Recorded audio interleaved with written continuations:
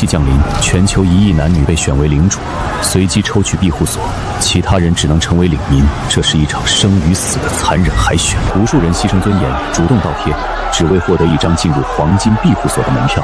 而我抽中了最底层的庇护所，仰望他，相恋3年的女友毫不犹豫将我视作炮灰抛弃。没有人相信一座破铁塔能挡住夜晚的鬼潮，除了越狱，或许他只是相信我而已。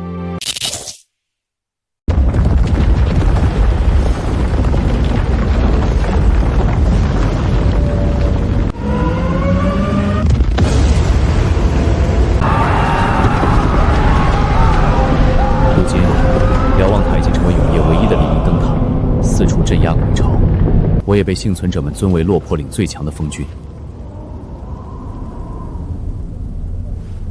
但现在，我却发现同为4大锋军势力之一，万宝楼领地中数千人竟然无声无息地蒸发消失，没有发出一点消息。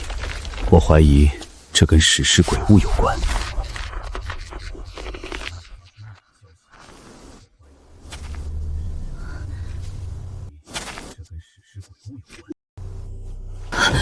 我们必须马上离开这里。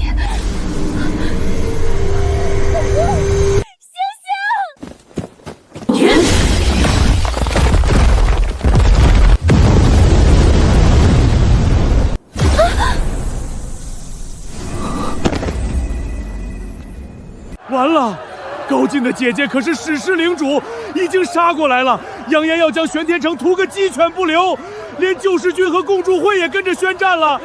沈领主怎么还不出现？好不容易撑过永夜没多久，领主之间却又要爆发战争。为什么即便在末日，人类间也总是无法团结一致，互相理解和信任？倒霉的只是我们这些普通人啊！听说沈城主之前在万宝楼遭遇埋伏，已经凶多吉少，否则怎么1个月都没露过面，还让他的女人当执政官？被这3股滔天势力围剿，我们留在这儿只有陪葬的份儿啊！我好不容易才活到现在，在这里又受尽屈辱，半点好处没捞到，凭什么又要跟着他的保护所一起死？救世军，如果能去救世军就好了。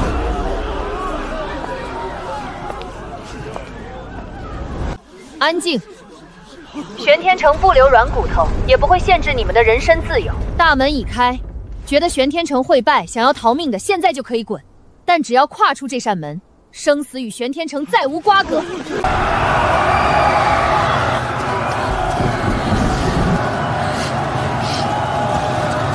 执政官女士，这么多劳动力都放走，肯定马上会被其他3大势力接应走，是不小的损失啊。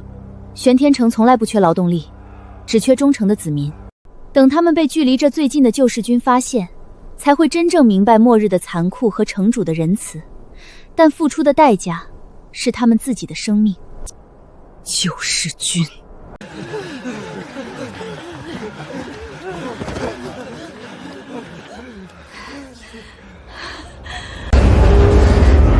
长官，我们脱离了玄天城，特意来投奔救世军，弃暗投明。弃暗投明，好啊，太好了！雷首领最喜欢你们这些主动送上门的新鲜血液了。全部放行，让他们进去。同为超凡庇护国，救世军肯定不比玄天城差。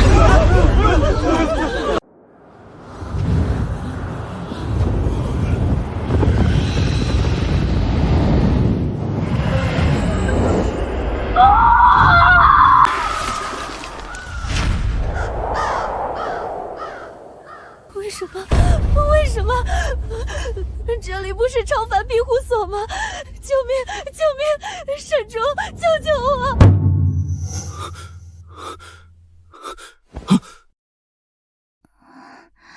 怎么了，沈竹？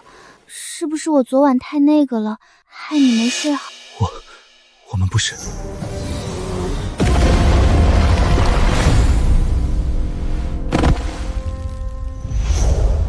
我们回到了悬空之塔。昨天从万宝楼回来，就感觉你心神不宁，是有什么事吗？我们在万宝楼遭到了鬼物袭击，之后是怎么回来的？袭击？万宝楼空无一人，更没有鬼物。你出于谨慎，没有久留，及时带我们返回了玄天城呀。你看到什么了？我开启秘宝世界探查过了，没有任何宝物的线索，但我总感觉这里藏着非常可怕的东西。古籍，你还有没有什么发现？抱歉，主人，我不善感知和探查，并未察觉到直接的危险迹象，但此地处处透着蹊跷，确实不宜久留。全员撤离，返回悬空之塔。5级的超凡庇护所处于无主状态，没有丝毫防备，但你却不打算让悬空之塔融合，哪怕这样，很有可能让悬空之塔晋升史诗庇护所。你说担心自己一旦动手，将万宝楼融合进悬空之塔，就会撕开这层平静假象，引起背后的风暴。一切未知的情况下，还是稳妥为妙。看来，我只是做了一场噩梦，差点，我还以为玄天城要沦陷于史诗鬼物之手了。这到底是怎么回事？古籍和月余都不记得那个神秘的人形鬼物与我们交战，包括不死族护卫也没有印象。难道那是只有我看到的幻觉？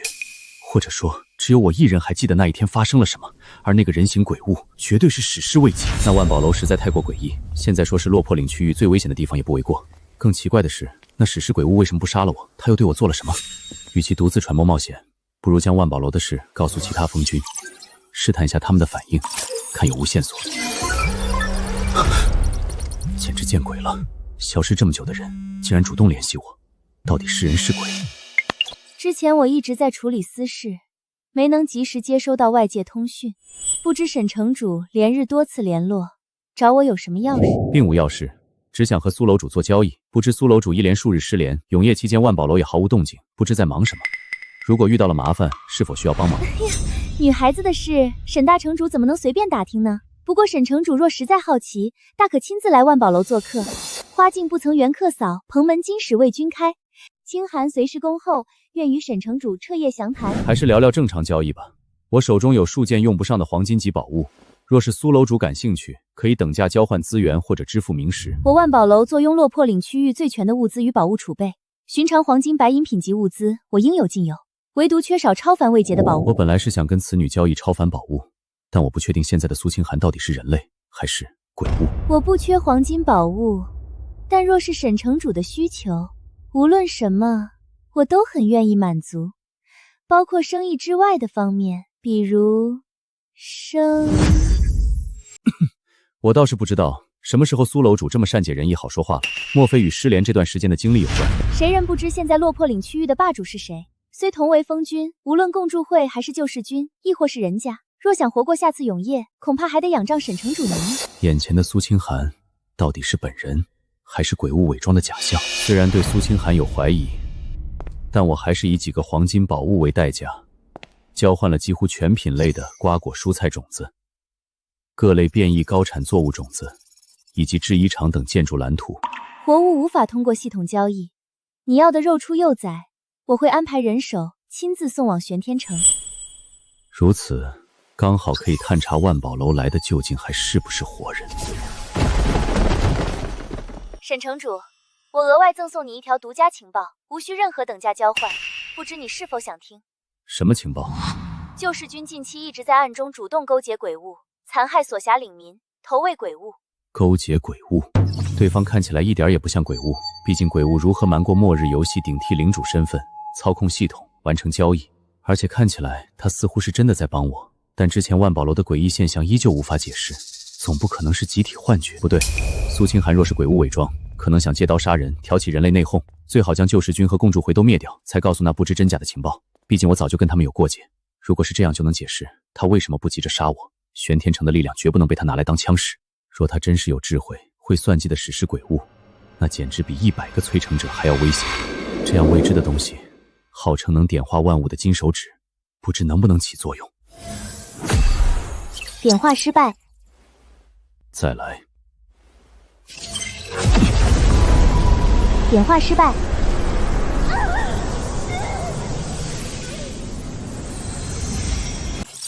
已成功点化同乐之印，来自史诗位阶鬼物同乐者，触发神秘变异，印记的潜意识同化与精神控制效果已抹除，变形为自我之印。面对精神攻击或灵魂入侵时，可将受到的所有伤害100%转移给施法者本体。精神反噬，转移伤害。原来如此，史诗鬼物同乐者能够同化潜意识，控制精神，就像虫族的母皇一样。看来苏清寒也着了道，这样的鬼物着实可怕。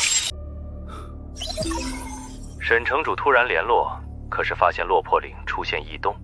我收到一条情报，救世军近期暗中勾结鬼物，以领民为血食献给鬼物，不知共助会是否知情？简直荒唐！其他领主和我怎么不知道这事？他雷震再蠢，也不至于蠢到引狼入室，以身使鬼。末世之中，什么都有可能，何况唯有领主能发起通讯，在公共频道发言。那些领民死前发不出一点消息也很正常。那又如何？你玄天城聚拥亡灵军团与鬼物为伍，靠胁迫吞并中小领主才称霸这片区域。说到底，你和救世军的做法本质又有什么区别？冥顽不灵的蠢货，简直是浪费我的时间。你说什么？偌大的落魄岭区域，竟然找不到一个值得信任，又有能力共同对付恐怖鬼物的人类势力，难道最终还是得靠我自己？永夜过后，悬空之塔已经被我提升至7级，单层面积200平米以上，内城合围城墙占地面积也突破1万平米，超过足球场。悬空之塔层数也提升到了12层。为了应对下一次永夜，甚至是永夜之前的人祸，我已竭尽全力准备，包括粮食。苏清寒的种子无法确认安全，暂时没有拿出来种植，只有蓝图与明石属于系统道具，可以正常使用。明石除了用来扩建炮塔，便主要召唤仆宠。目前不死族数量已突破2000人，由大古统领。无论救世军的情报是真是假，万宝阁被同乐者控制，必须提前筑牢防线。那史诗鬼物对人类有用的手段，未必对不死族有效。城主大人，我是万宝楼贸易使者，奉楼主命令前来交付货物。若城主不方便打开城门查验，我们便将货物留在城外，先行告辞。这群人身上没有明石的气息，也没有宝物能量附着，看起来就是普通的人类。也许我需要跟他们近距离接触才能确认，要不让我下去吧？不行，现在贸然跟万宝楼的人接触风险太大，哪怕来人表面毫无异常，传令控制住城下使团，全员扣押，分出一部分战士在城外的附属领地隔离看管，禁止任何人接触。是。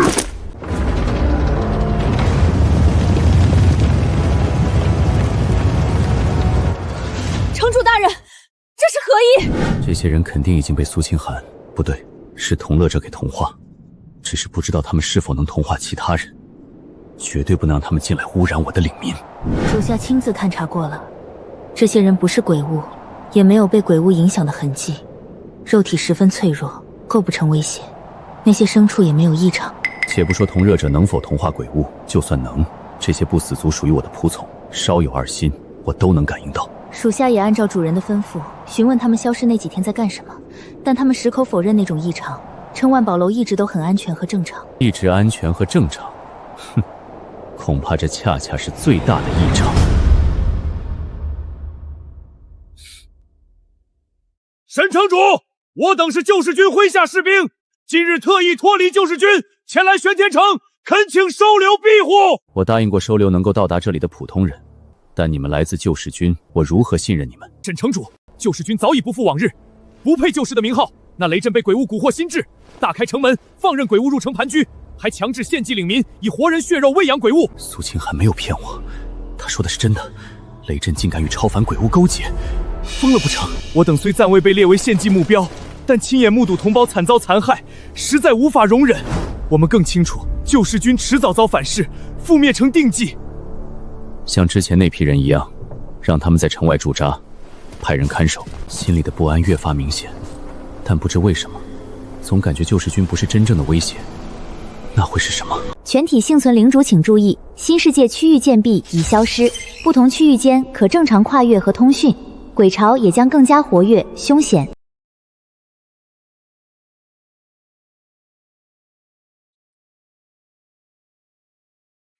全体幸存领主请注意，新世界区域建壁已消失，不同区域间可正常跨越和通讯，鬼巢也将更加活跃凶险。区域界壁消失，太好了，终于可以联络阿进，我都快无聊死了。我记得没错，应该是777号吧？这小子仗着黄金城堡，也不知道在那个小地方过得怎么样，是不是又在耀武扬威了？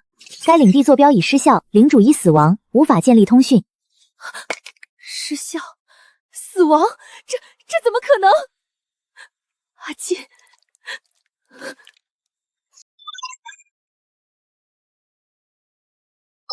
小兰，你看到了系统公告吧？我第一时间就来找你了，你还好吗？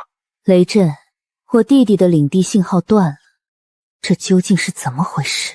小兰，你节哀，高进他确实已经不在了。怎么会这样？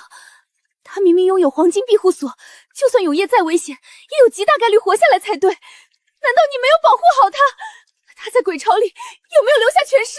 有没有安葬的地方？对不起，小兰，是我没有保护好他。但高进不是死在鬼巢里，而是死于人祸。人祸？是谁干的？是落魄岭的一个领主，名叫沈竹。那卑鄙的小子夺走了高进的城堡，还把高进当作祭品献给了祭坛。沈竹！我要把你碎尸万段，不把你挫骨扬灰，抽筋扒皮，我誓不为人！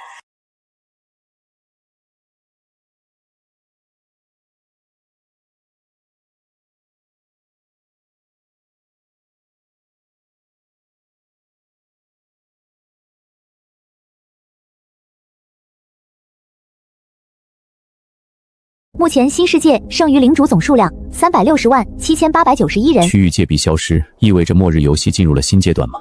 才2个月而已，最开始的领主数量可是有整整1亿人，可现在却剩余不到4%，而未来的末日可能会更加残酷。落魄岭区域的91号，你对我弟弟的所作所为，必将百倍奉还，把你抽筋扒皮都难解我心头之恨。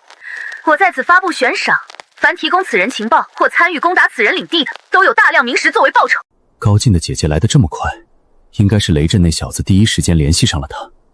但现在区域戒备消失，就算是史诗庇护所获取到了我的坐标，我的玄天城只要想走，就没人能够找到。共筑会院协同围剿本区域91号领主，此人驱使亡灵鬼物，同类相残，罪大恶极，是人类的极大隐患。救世军也愿协同围剿本区域91号领主，为受害者主持公道。放屁！上次永夜催生者砸城的时候，共筑会别在这假惺惺了，大家千万别信雷震和共筑会。玄天城是落魄岭最后一片安全的圣土，我们誓死力挺沈城主。上次永夜共筑会似乎没有受到多大损失，实力未知，而这雷震疑似勾结鬼物，救世军战力不可同日而语。至于这些声援我的领主，顶多也只能做到声援了。度过上次永夜，就算有心帮我，也无法对战局产生影响。那高进的姐姐从核废墟这样的区域杀出来，又坐拥史诗庇护所，我对他的情报更是一无所知。这仗还是尽量暂避锋芒为好。我就不信那史诗庇护所能够追上会飞的悬空之塔，除非悬空之塔能晋升史诗位阶，才值得冒险。这种时候不跟我撇清干系，联系我干嘛？沈城主，系统公告和悬赏都看到了吧？那位888号就是高进的姐姐，名为高小兰，庇护所跟你一样能移动，甚至速度丝毫不慢，还有2大超凡庇护所等势力参与围剿，你打算如何？还能怎样？当然是逃。那苏楼主你呢？准备跟我切割，还是落井下石？当然是雪中送炭。哦，只要你我合作，我就不计较你扣押我的贸易使团，你还能轻松化解这次危机。愿闻其详。但你应该知道，仅仅一座5级超凡庇护所的加入，并不能对战局产生实质性的影响。很简单，只要沈城主将我的庇护所融合，玄天城自然便能晋升史诗位阶庇护所。届时你不仅可以成功御敌，甚至有希望将高进姐姐的庇护所也留下。那你的条件呢？只要沈城主愿意让我加入玄天城，入住高塔，获得庇护，成为那里的女主人之一即可。还真是贼心不死。我拒绝。你说什么？不对，你不应该会拒绝我才对。现在已经是第5天了。看来史诗鬼物也不是无所不能。种下印记后要这么多天才能看到效果。你果然跟一般的领主不同，竟然能切断我的布置。虽然不知道你是怎么做到的，但更加证明我选择你合作是对的。切断？其实并没有。还有那天，我故意隐藏起来，且关闭城防，让你有融合万宝楼的机会，你却太过谨慎，能忍住晋升史诗庇护所的诱惑，我才不得不亲自现身。那天空无一人，原来是个陷阱。这鬼物让我融合万宝楼，目的恐怕是想趁机进入悬空之塔的内部，从而直接越过城墙的防线，从内部瓦解悬空之塔。可惜那印记对超凡领主，尤其是对你生效格外缓慢。你大概已经猜到了我的目的，但我们依然可以合作，帮你抵御那3大势力。你杀了苏清寒？不，他还活着，他的意识只是和他的领民一起成为了我的一部分，身体则沉眠在母巢之中。所以跟你对话的也有苏清寒。与其他鬼物不同，我不吃人。我凭什么相信一个算计过我的史诗鬼物？那救世军勾结鬼物，凶残暴魔。每天要吃数十上百人，我和子民自然也在他的食谱上，所以我需要玄天城的力量自保。毕竟母巢隐藏在万宝楼内，可不会飞。共筑会和救世军觊觎万宝楼的底蕴许久，等你倒下，万宝楼就是下一个被分食的对象。除了宝物，所有女子都要遭到救世军的凌辱。至于共筑会那群疯子，更是连孩子都不会放过。所以，你想要结盟？我会给你提供最充分的情报，并与你签订系统认证的盟约。盟约束缚彼此，绝对不能背叛。我也保证，绝不踏入你的领地半步，给你造成任何不安。这是超凡武器建筑电磁轨道炮的蓝图，你应该知道有多珍贵。黄金级以上未及，一张蓝图只能制造出一座建筑，万宝楼独此一份。有了它，你才有了对抗高进姐姐的底牌。怎么样，足够有诚意了吧？等赢下这一战，吃下共筑会和救世军，你的庇护所晋升史诗便绰绰有余。没兴趣。与虎谋皮，我能得到什么好处？才一张超凡蓝图，就让我帮你打3大势力，还远远不够。你居然跟我提条件，明明你才是被攻打的目标，而我是在帮你。打不过我大可以飞走，而你却要留在原地，面临人类联军炮火的洗地。所以现在是你要求着我留下来，保护你这个鬼物。好，很好，你是第一个敢威胁我的人类。你到底还要什么？5000，至少5000明石，少一颗都不行。就算他是史诗鬼物，也不能公然违抗游戏规则。顶替苏清寒已经是极限，我现在的确需要他的力量破局。玄天城与万宝楼的庇护所盟约已正式订立，任何攻击或损坏盟友利益的行为，都将遭到严惩。盟约有效期6个月。这么长时间的盟约，统热者看来很怕盟约结束之后，我第一个对他下手。好吧，他的考虑是对的。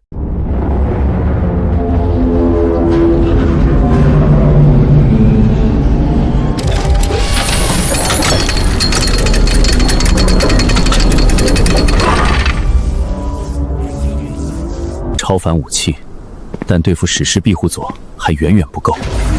苏清寒那女人分明是想蛊惑我，跟3大势力两败俱伤，让她坐收渔利。我岂会这么容易上当？点化失败。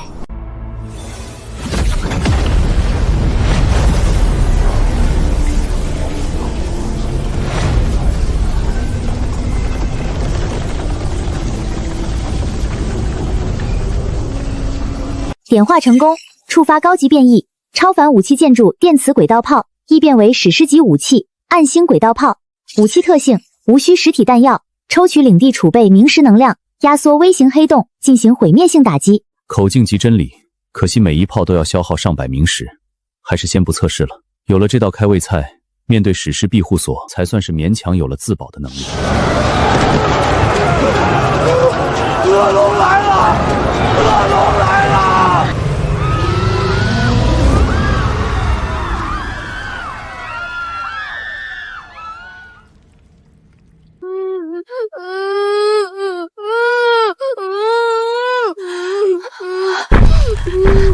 别出声！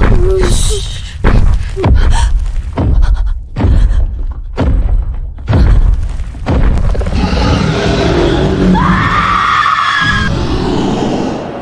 我们出去，留在这里也是等死。雷震这个畜生，他把我们当成鬼物的饲料。你们难道没有家人吗？开门啊！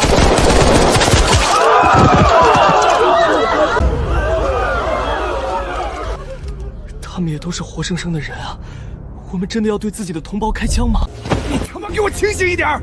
领主已经彻底疯了。上一个去劝领主的长官，昨天就已经成了一头鬼物的血尸，连骨头都没剩下。今天如果他们不死，明天用来填饱那怪物肚子的就是你和我。开火，把他们逼退！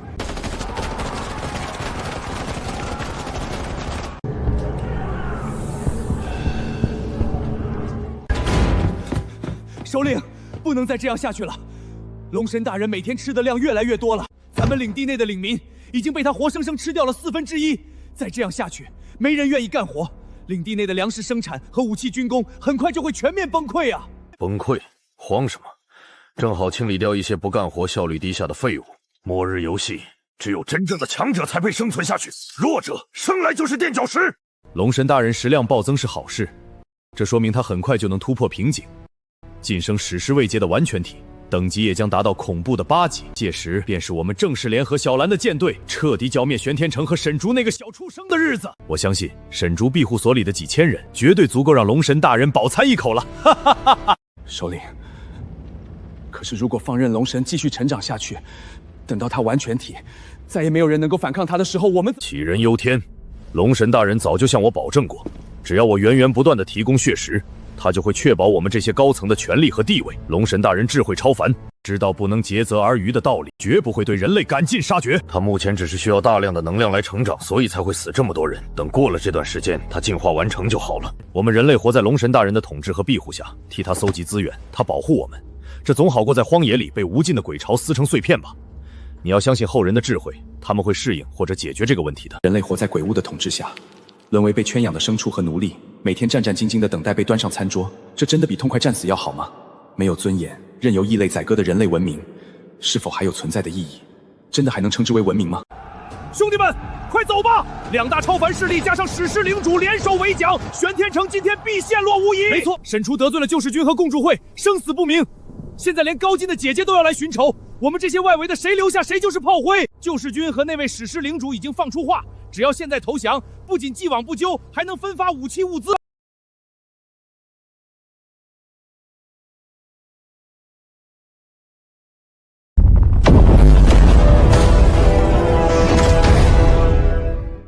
雷首领，我们弃暗投明来了，我们愿意为救世军效犬马之劳，一起踏灭玄天城。来得好啊，老子现在就给你们安排最好的归宿。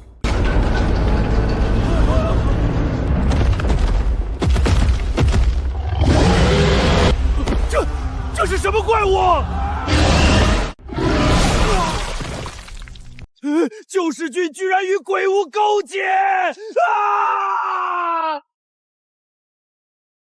正好开战前需要血祭，让龙神大人吃饱了上场，你们就送上门来了。雷首领胆子真是不小，竟然敢史诗未捷的鬼物为族。末日之中，自然得用非常手段。倒是那个玄天城被我们堵在家门口，居然没有飞走。沈竹目前不知所踪，现在城里主事的不过是个娘们儿，恐怕早就吓破了胆，或许也根本没有启动玄天城的权限。那就等高小兰的史诗庇护所一到，直接把他们碾成肉泥。太可怕了！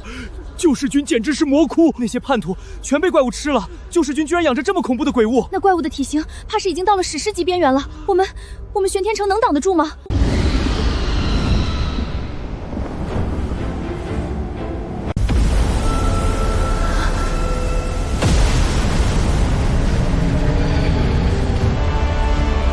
沈竹，你杀我亲弟，今日我必将你的玄天城轰成废墟，城内所有的活人统统融化辐射下的怒血。在末世，毅力巅峰也往往是深渊的边缘。如今玄天城正面临建成以来最危险的死局，凶险程度远超初次面对摧城者。沈竹，你这缩头乌龟还要躲到什么时候？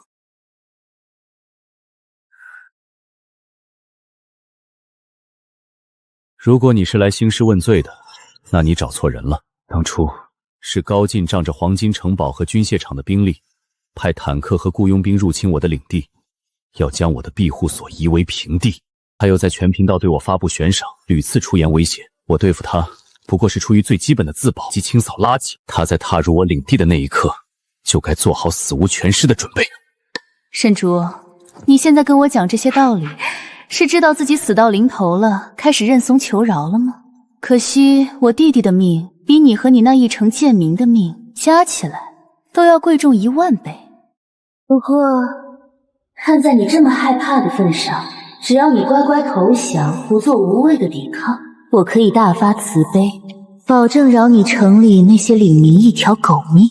但是你身边的那2个女人必须立刻自刎，还有你整个领地的控制权，包括那座能召唤不死族仆从的神秘建筑，也必须立刻无条件转移给我。不愧是姐弟俩，一样的狂妄。请主人下令，属下愿登剑斩杀此女。高小兰，你弟弟当初也是像你这样盲目自信，然后被我的手下按在泥水里，哭着向我求饶的，想要我的领地，痴心妄想。有本事就亲自来抢！给脸不要脸的东西，那就全部给我弟弟陪葬吧！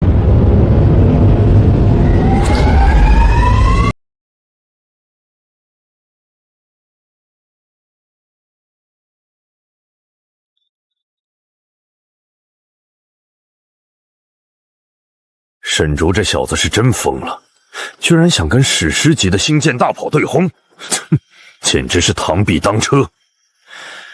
准备好部队，抢下那个不死族祭坛的残骸。是。玄天城撑死也就是个超凡位阶的庇护所，他那一门武器顶天了也是个超凡级别的防御武器。超凡对史诗，这第一轮对射，玄天城就得灰飞烟灭。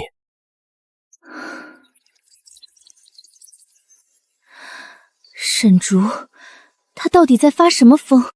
我给他的明明只是超凡位阶的电磁鬼炮蓝图，难道他蠢到要仅凭一门超凡武器去硬扛史诗级外星母舰的主炮？难道他有什么手段能抹平超凡与史诗之间那犹如天堑般的位阶压制？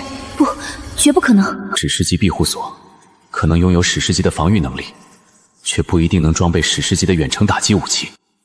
这高小兰比想象中还要难对付。苏清寒那个臭女人绝对占卜到了高小兰拥有这等武器，说好了分享情报，却故意隐瞒，分明是要坑我。幸好我已做了最坏打算。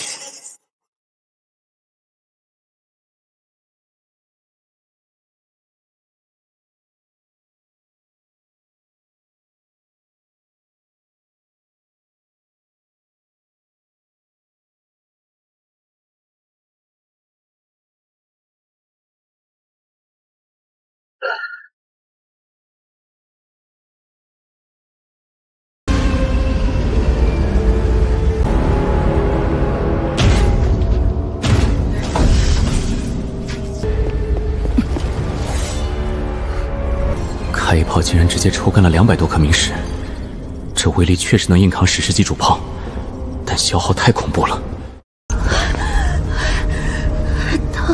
挡下来了，竟真挡下来了！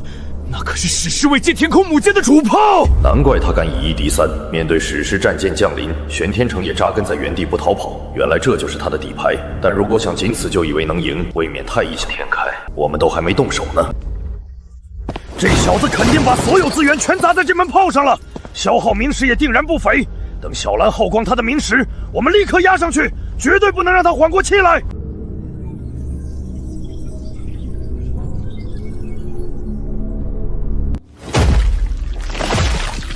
有点能耐，区区超凡庇护所居然拥有史诗武器，难怪敢这么狂。我倒要看看你的乌龟壳能护住多少人。舱门全开，给我拆了这座城！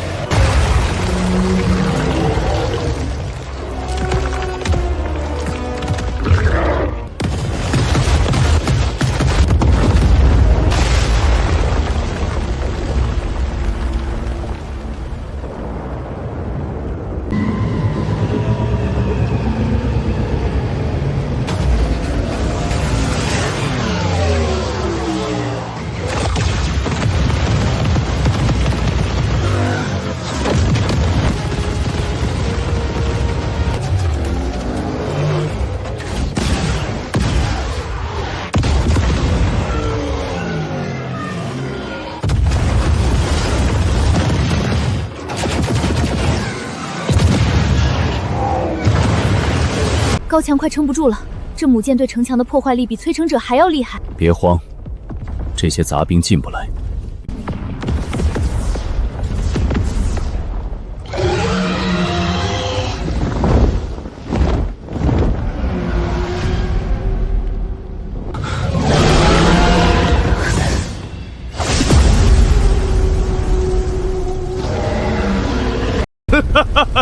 真难得啊！老子还是第一次看见玄天城被打得这么惨过。看来上次永夜给了沈竹过度的自信，竟妄想区区一个超凡到庇护所同时对抗3大势力，其中甚至还有一个不计后果疯狂复仇的史诗领主。如果玄天城现在还不肯升空逃跑，只怕连最后活命的机会都要错失了。当然，他还是不可能逃过小兰的追杀。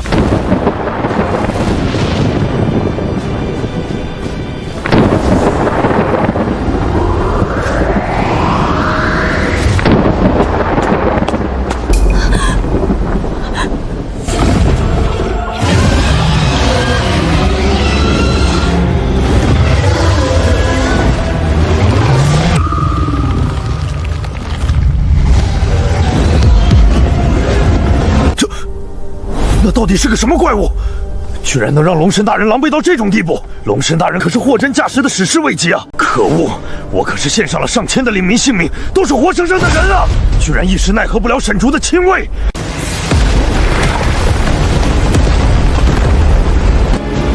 高墙快塌了，全体都有，发起总攻，把女人都抢过来！十字军骑士，随我踏平异端！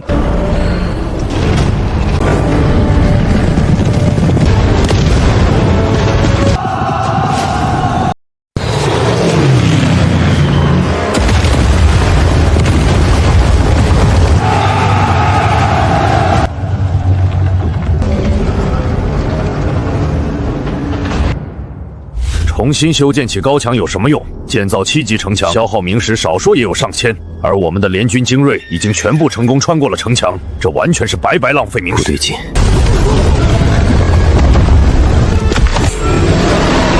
不好，我们中计了，这难道是瓮城？瓮城？什么是瓮城？瓮中捉鳖的瓮，总知道吧？哎，算了，我跟你个老外扯什么成语？根本是对牛弹琴。落入我的口袋里，还想活着出去？既然来了，就永远留下吧。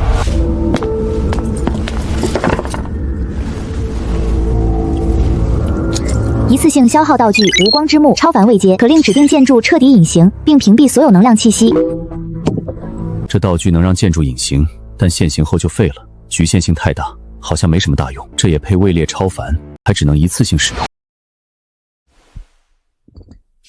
第2城墙建筑蓝图黄金位阶，可建造一座独立于第1座城墙之外的全新城墙。按照末日游戏的规则，领地得到城墙蓝图后，通常不可重复建造，只能在原有基础上不断升级。而这第2城墙的蓝图居然打破了常规，直接弥补了领地不可重复建造的弱势。不过造价足足需要200明石，是普通初级城墙的好几倍。如果我用无光之幕将原本的恶魔之墙彻底隐形隐藏，然后花费200明石建造出第2城墙，接着故意让第2城墙在敌人的火力下倒塌，给他们造成外围防线彻底崩溃的假象，等他们大举冲进来后，再让隐藏的恶魔之墙现形，不就是一个完美的瓮中捉鳖之举吗？我根本没有像他们想的那样花费上千明石重修城墙，靠着悬空之塔共享等级的特性，我重新建造第2座城墙，其实也仅仅花费了200明石而已。花小钱做大局，这买卖很划算。只要你们死在玄天城的领地，救世军和共助会的庇护所都是我的了。人类卫兵听令，全员列阵！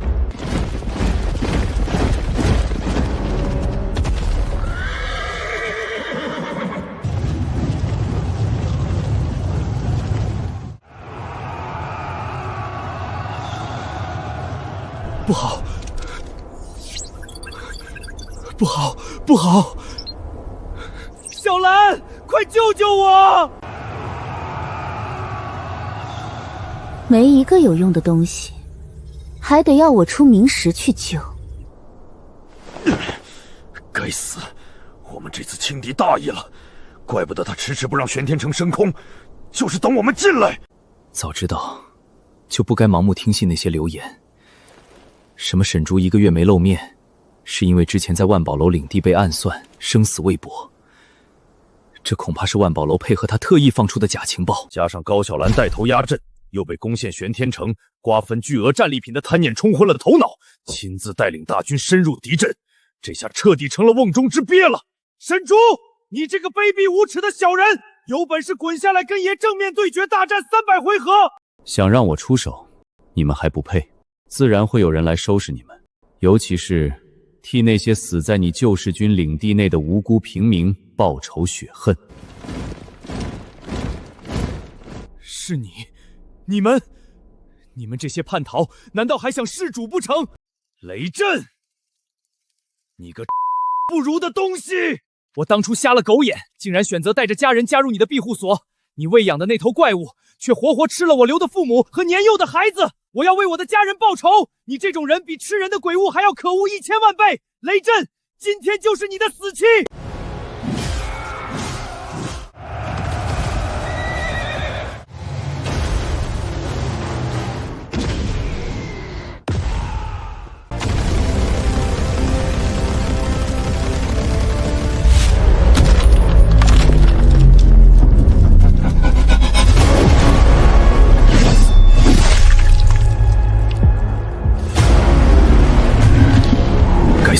玄天城的这些都是什么装备？为什么从来没有情报？老子的庇护所明明是超凡位阶军事要塞，产出的军事装备居然比不过他。若是知道沈竹还活着，还准备如此充分，我大概不会独自守住这些情报，而是会与雷震和高小姐分享。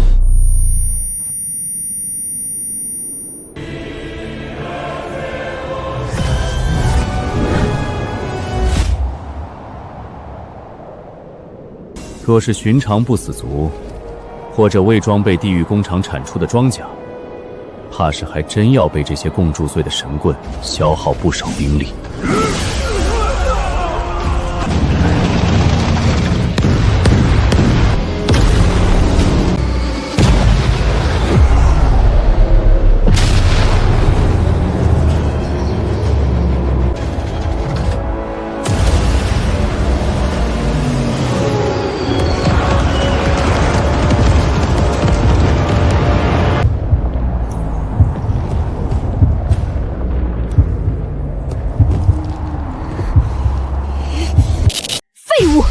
2路联军连一个超凡庇护所都拿不下，只能继续增兵围魏救赵。这些火炮居然全部都是7级，已经能够对舰体造成损伤。这沈竹哪来这么多名士？他完全都可以将庇护所升到8级了，难道他是个强迫症不成？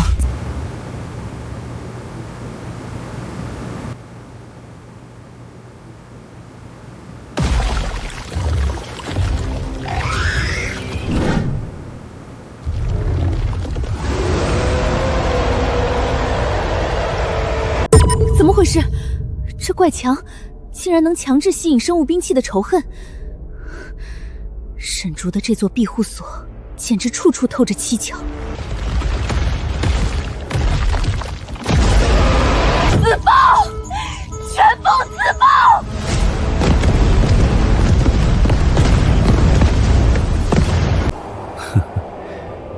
你投放的兵力越多，死得越快。既是在攻城，同时也是在替我修补城墙。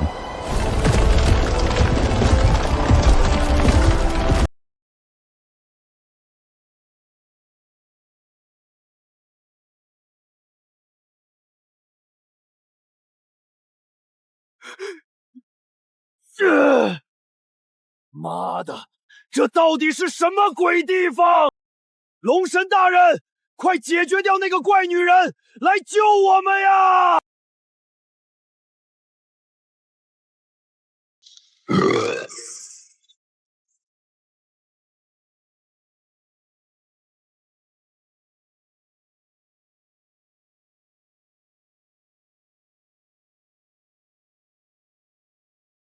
来吧，丑东西，我绝对不会让你靠近主人一步。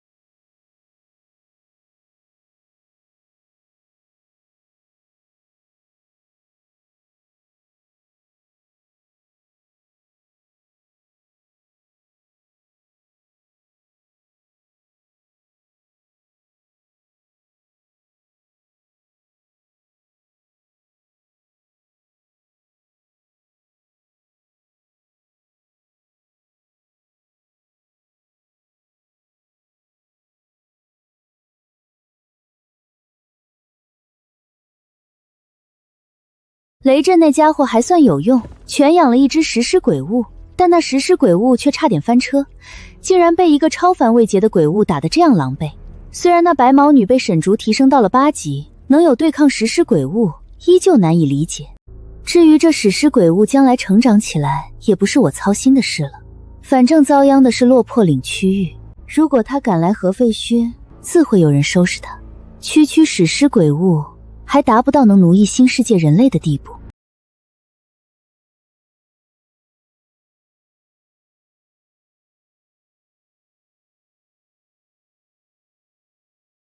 是龙神大人，龙神大人来救我们了！不对，那不是。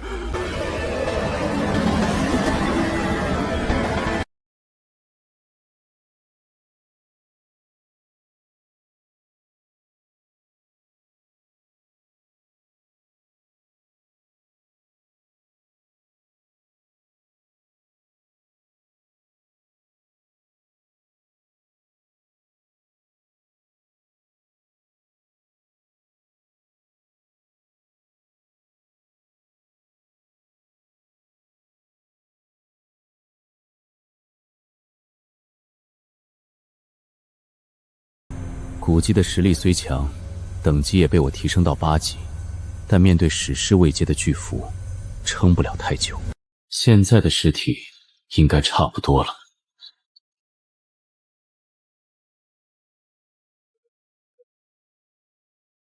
还不够，这些能量还远远不够。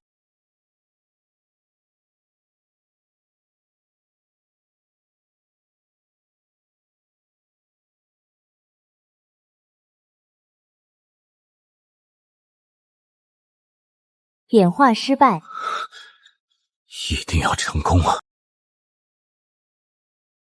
演化成功，古龙触发高级变异，晋升为史诗位阶幽冥古龙。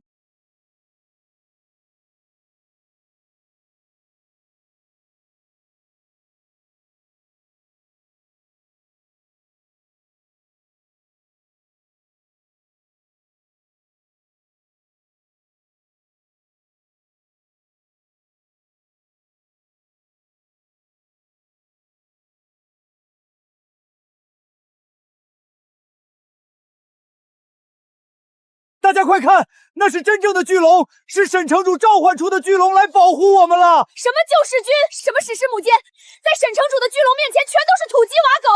玄天城坚不可摧，沈城主万岁！古龙，这是来自地狱的亡灵巨龙啊！沈主哪来的名师召唤出这样的怪物？完了，共助会全被雷震那个蠢货给害了！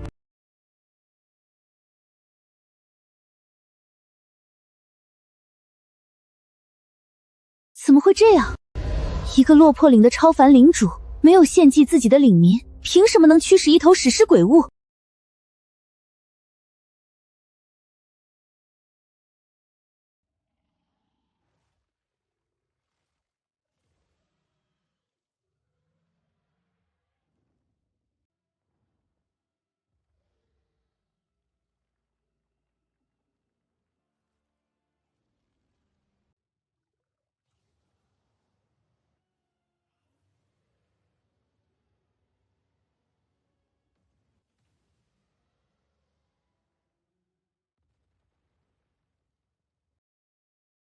很好，不愧是来自深渊的巨龙。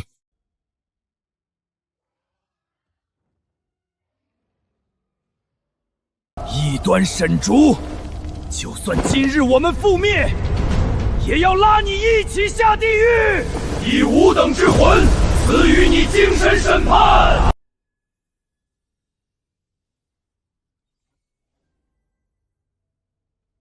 什么？为什么没效果？只要是凡人，就算不精神崩溃也要昏厥过去。难道他有神灵庇佑？沈竹的底牌层出不穷，大大超出了我的预料。本来希望他们鱼死网破，两败俱伤，这样下去该怎么办？什么情况？这似乎是共助会首领的领主天赋，对精神类鬼物极为克制，甚至对母巢本体都造成了一定伤害。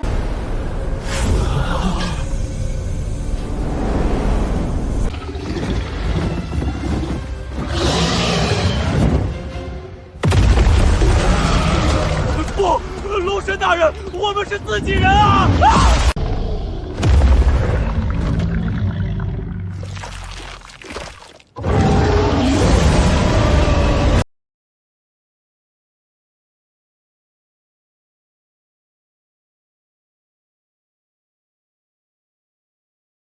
好，既然主炮轰不碎你，那就放手一搏，看看到底是你的超凡高塔够坚固，还是我的史诗母舰的力量更强。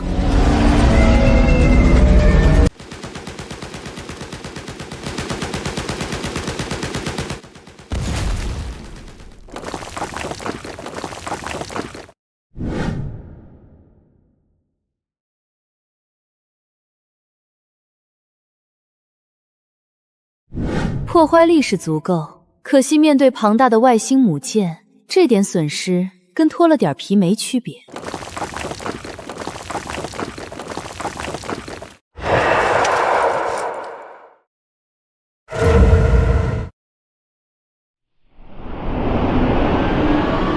沈竹，到此为止了。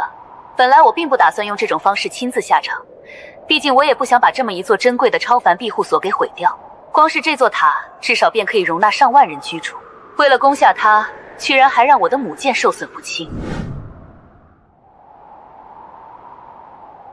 从这一点来看，你倒是比起你那个草包弟弟高进，倒是稍微多了一点人性。我承认你的确很厉害，能以超凡庇护朵把我逼到这一步。我弟弟死在你手里，倒也不算太冤。如果沈竹你早点认输投降，说不定我还能大发慈悲，放这里的普通领民一条生路。但现在晚了，等我彻底占领这里后，城里所有人都要给我弟弟陪葬。大话谁都会说，不过你是不是高兴得太早了？死到临头还在嘴硬，这塔已经支撑不了多久，你还有什么遗言吗？怎么，寄希望于那头龙会来救你？我看他正玩得很开心嘛，根本没空管你的样子。显然你还不太能很好号令那条史诗巨龙，你这个当主人的都快死了，他却还在远处跟另一头怪物打得不可开交，根本不回来救驾，远不如这个白毛。原因很简单，虽然他是你召唤出来的，但你的领主位阶太低，只是超凡，他又是高高在上的龙族，现在杀红了眼，自然懒得管你这蝼蚁般的凡人死活。我确实漏算了这一点，毕竟古籍早早就是超凡，却十分听话。而这巨龙明明能迅速杀死那巨大蝙蝠，却故意慢慢虐杀，根本不听我的命令回防。好了，高小兰，你是不是以为自己已经稳操胜券，赢定了我？既然你没有遗言，那就准备上路吧。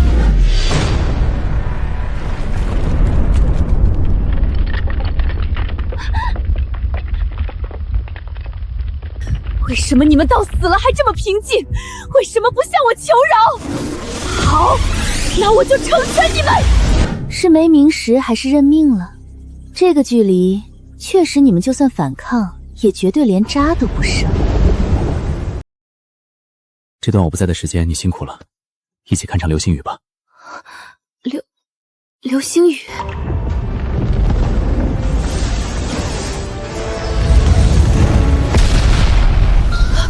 怎么回事？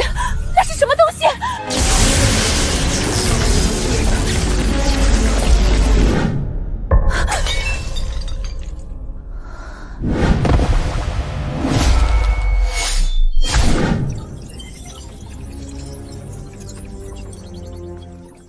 ？2名领主在悬空之塔领地内死亡。悬空之塔正在强制融合超凡位阶军事要塞与共筑会大教堂庇护所核心数据重组中。恭喜91号领主悬空之塔超凡位阶晋升为千穹之塔史诗位阶。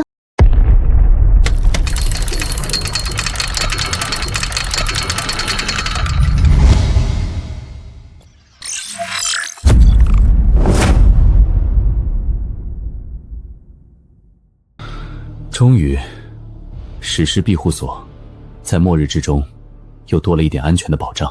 庇护所新增礼堂层，效果日益提升全体领民的良知与守序，以及对领主的忠诚与崇拜，仅限内城区域。庇护所新增战机生产线和起飞升降平台。庇护所晋升史诗位阶后，新增天穹子民效果。庇护所升入高空时，全体领民可自由安全呼吸，且庇护所移动速度加快。这庇护所的晋升方向似乎越来越远离地面，未来的末日地面确实可能会越来越危险。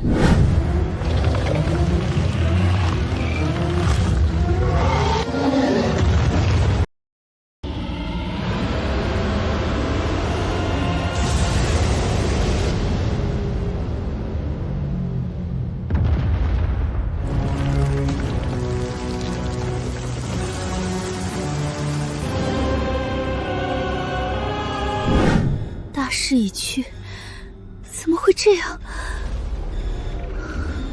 不好，必须马上离开，全速充能！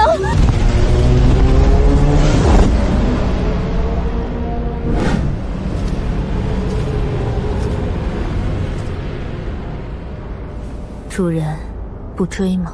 穷寇莫追，想要强行留下一座同样达到史诗位阶的移动庇护所，没那么容易。这次我们已经赚大了，现在能追上他的只有古龙，但如果逼急了，对方狗急跳墙，玉石俱焚，万一选择自爆母舰同归于尽，就得不偿失了。不必急于一时，有万宝勒帮衬，等我们回过头来彻底消化了这次大战的战果，将来高小兰的母舰庇护所，早晚还是我们的囊中之物。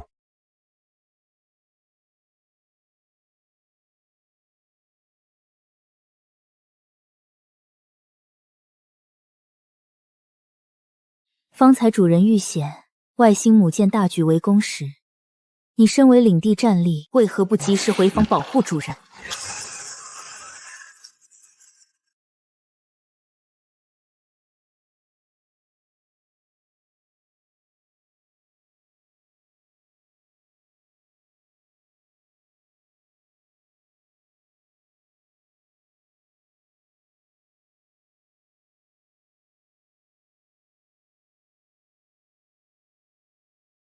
行了，看在你这次带回来大量名石和史诗宝物的份上，之前的事就先不跟你计较了。好家伙，之前刚刚点化成功晋升史诗的时候，这货连看都不带看我一眼，扭头就去找那头巨斧死磕去了。现在我成了史诗领主，他一副忠犬模样了。巨龙骨子里的阶层歧视，未免也太现实了吧？唉，行了，别在这趴着了，一边玩去吧。怎么看着真越来越像条大狗了？不过话说回来，这么大个的体型，总不能整天拴在内城里当宠物留。我竟然看不出这是什么，会是史诗建筑蓝图吗？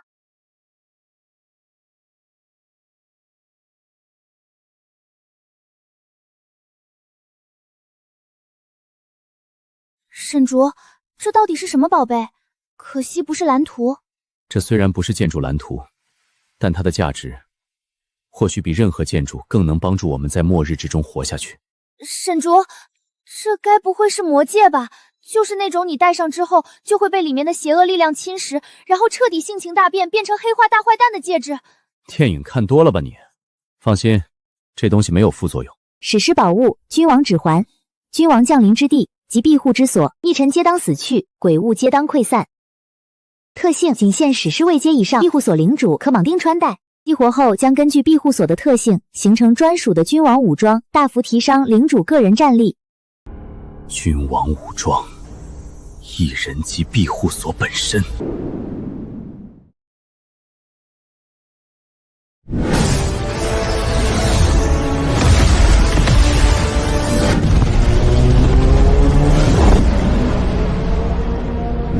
救世军和共助会全军覆没。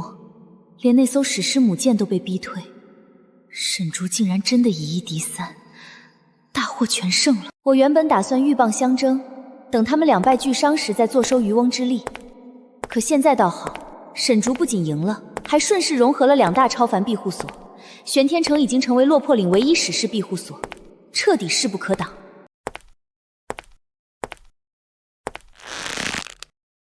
如果继续留在这里，等6个月的盟约时间一到，沈竹绝对第一个拿我开刀。此人不可能容忍一个史诗鬼物在眼皮底下还能安然入睡。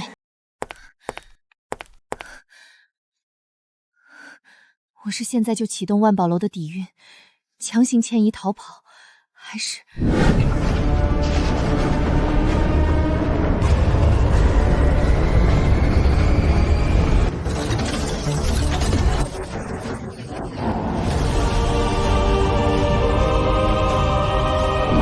逃？不，我为什么要逃？既然常规的手段赢不了你，那不如换一种玩法。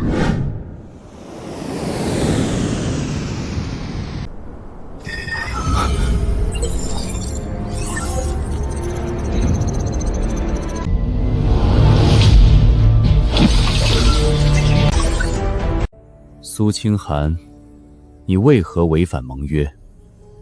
我们当初说好，你绝不踏入玄天城领地一步。沈城主别这么大火气，盟约内容写得清清楚楚，我们只是不能彼此伤害。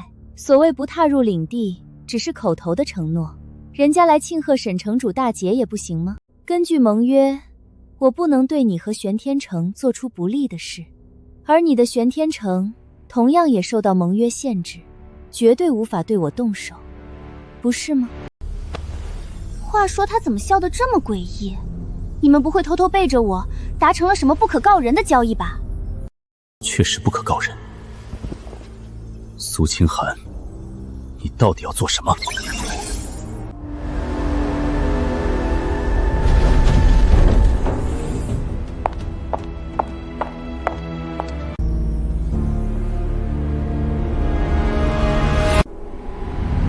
沈竹，你不是不愿融合我的万宝楼吗？但我今天偏要把万宝楼送给你。不好，苏清寒，你给我住手！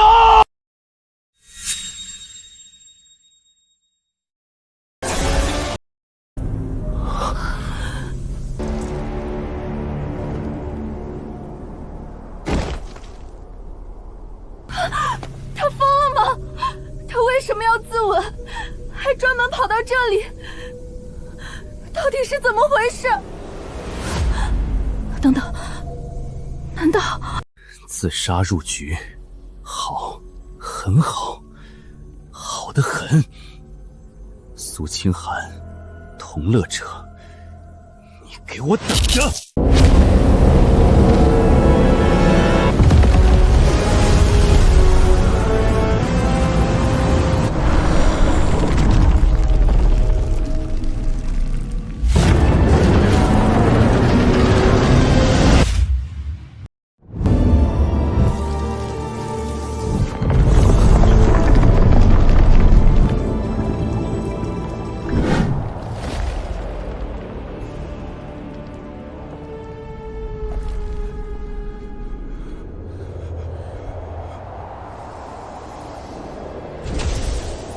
可惜，即便苏清寒已死，但这具母巢本体依然受到系统认证的绝对制约。盟约期间，我根本无法对盟友的领民动手。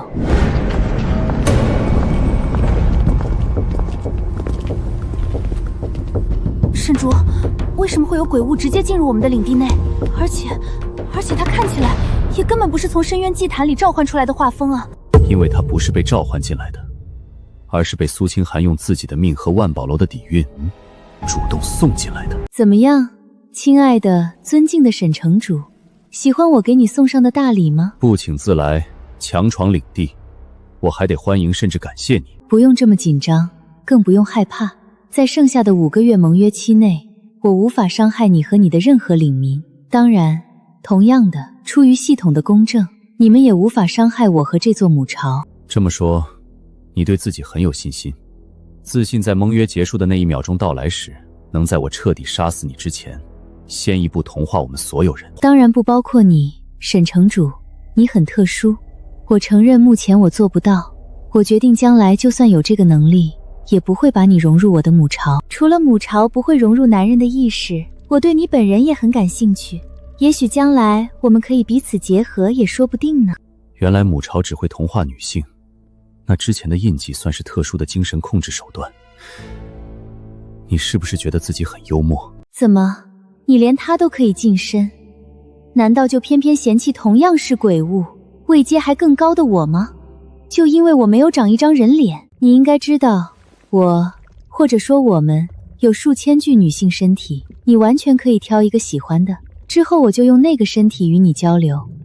开始当然只是口头上的。说说你真正的目的吧，想要同化我领地内的所有女性。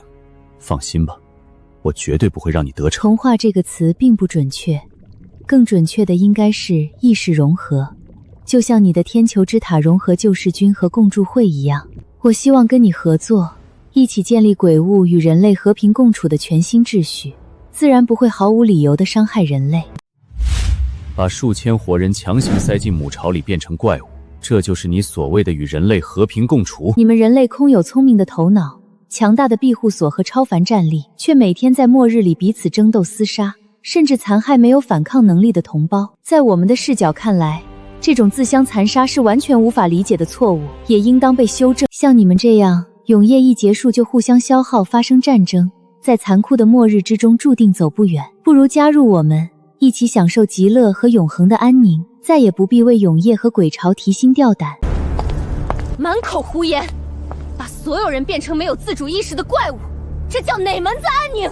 小姑娘，我早在末日游戏降临前便已经存在于这个世界，包括苏清寒，在刚来到这个世界不久，就已经清醒地投入我的怀抱，成为了我们的一部分。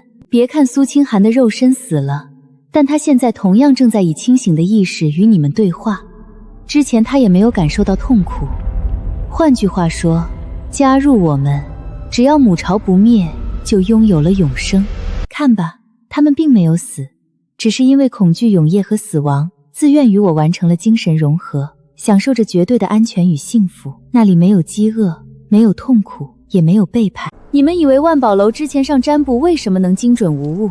因为那是几千个人类的意识为母巢提供算力才推演出的结果。有这样的能力，加上强大的玄天城，基本可以确保末日中的安全。沈竹，现在摆在你面前的只有一个命题，是让你的子民在痛苦中清醒地面对末日，随时可能横死荒野，还是在母巢中欢乐幸福的沉眠，获得永生。我不会强迫你，但你至少应该大度一点儿，给玄天城里那些害怕死亡的女性领民们一个选择的权利。沈竹，就算5个月后的盟约结束，我也绝对不会伤害你。上次在万宝楼，我明明有机会，却还是放你离开，就已经印证了这一点。在盟约期间，我依然可以无偿帮你推算占卜高小兰舰队的位置，我们依然可以继续合作。我做的这一切，都是为了你，也为了我们。只要你愿意，我甚至愿意答应你，让你做我的丈夫，同时拥有独立自主的意识。我们可以通过身体和意识的深度交流，去感受极乐的体验。而且我从未跟其他人类举行过那种仪式，我们的结合将是鬼物和人类文明跨越式的一大进步。住口！你个变态都在说什么鬼话呀？沈竹，别信他，他可是鬼物啊！而且还有好多人的意识融合在一起。天哪，那画面想想就……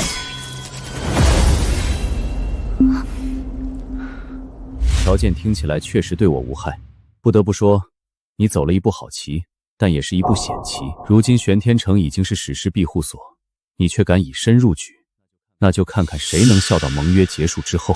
你也不必妄想用这种温水煮青蛙的方式麻痹、算计我。如果你敢对我的领地有任何轻举妄动，我哪怕冒着被盟约抹杀的风险，也要拉着你回归于尽。尊敬而亲爱的沈城主，接下来我会用自己的行动继续向你展示我的诚意，全力帮你找到高小兰，甚至助你登上新世界的王座。王座？史诗宝物，君王指环，君王降临之地及庇护之所。莫非新世界真有所谓王座的存在，还与那枚戒指有关？也许他知道些什么，但目前还不能让他发现我拥有君王指环。受限于系统公约的制约，我暂时接受了与一位史诗未阶的鬼物危险同居的处境。更重要的是，目前玄天城想要彻底斩草除根，前往未知的核废墟区域寻找高小兰的行踪，确实需要通热者的帮助。是王师，救世军的暴政终于结束了，我们终于有救了。不服从玄天城管理者驱逐。只有安分守己，为领地生产和发展做出实际贡献，并通过严格审核的人，才有资格跨入内城区域生活。随着2大庇护所的融入，玄天城的领民数量正式突破1万。如果算上同乐者母巢中沉眠的数千名万宝楼女子，总人口逼近2万。人口激增，意味着原有的管理模式必须升级。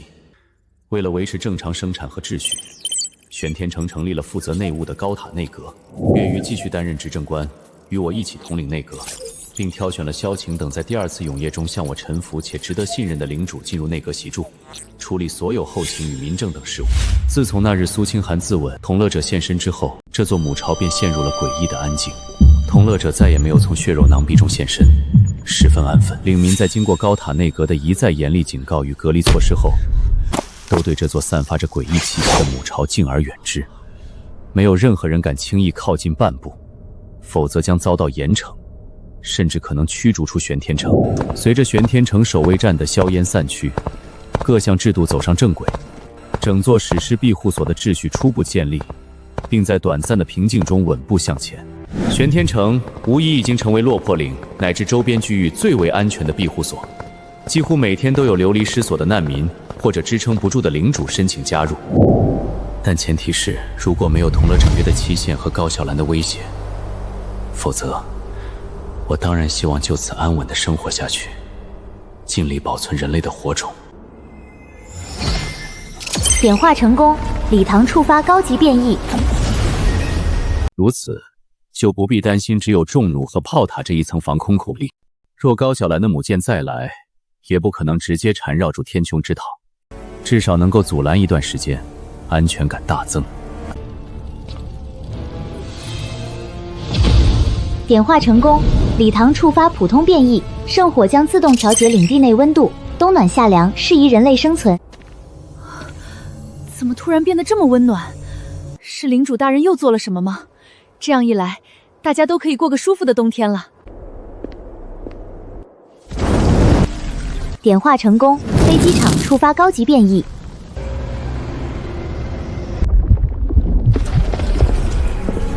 同乐者，出来吧。既然你已加入了玄天城，有些账是时候要算一算。我需要高小兰的准确位置和行踪。沈城主这么快就按耐不住，想要反攻何废墟了？高小兰必然也在养伤恢复元气，甚至准备再次对付我。我当然得抓紧时间。何废墟那片区域比你想象的要危险诡异得多，也不止一位史诗领主，那里终年弥漫着高强度的变异辐射。说实话，从理智的角度出发，我并不建议你和庇护所靠近那里，哪怕仗着高空飞行，也不是万无一失。从高小兰那种半机械半生物的畸变母舰，还有高小兰自身的样貌，你就能窥见核废墟究竟是个什么样的人间炼狱。我不会让玄天城深入核废墟，也不会陷入战争泥沼，跟当地其他的领主产生冲突。只要一杀了高小兰，玄天城便立刻撤回落魄岭区域，安稳发育。我也清楚，以你的性格，高小兰绝不可能放任不管。之前从万宝楼迁移过来的宝物中，储备了充分的抗辐射装备与特殊药剂，你可以先验证其安全性后，自己挑选带上。至于高小兰的藏身之处，她并没有躲在母舰里，而是藏在她的一位盟友，同样达到史诗位阶的本土庇护所里。那个地方叫0号地下城。地下城，若是地下庇护所，玄天城的制空优势恐怕难以发挥。说实话，若非0号地下城作为地下庇护所无法轻易移动行军，加上高小兰当时觉得对付一个区区超凡领主没必要欠下盟友太大的人情，所以才会选择独自驾驶母舰前来。如果当时是2大史诗庇护所的力量倾巢而出，配合共助会和救世军对你发起合围，哪怕是你，也绝对无法抵御那场灾难。说的好像你个史诗鬼物就能幸免一样。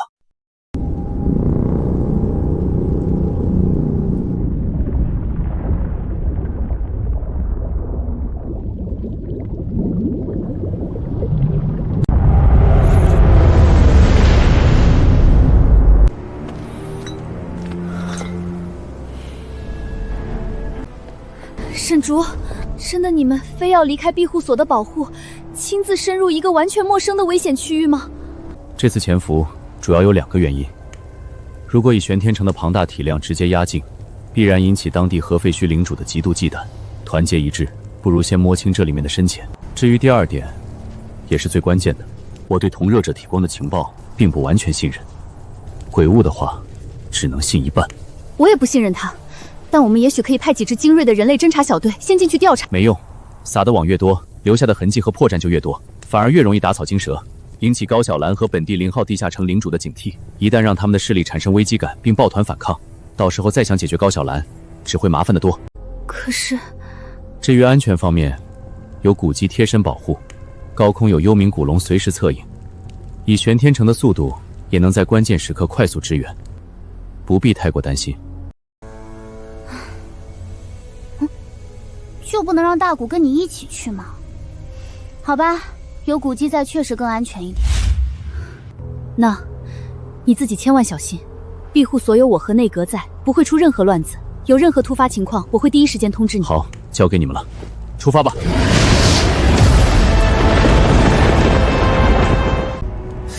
这古龙什么都好，就是这鸡猪骨，还真是一如既往的硌屁股。主人如果觉得难受，要不要坐到我身上来？不用了，我觉得这龙背挺好，挺锻炼脾魄的。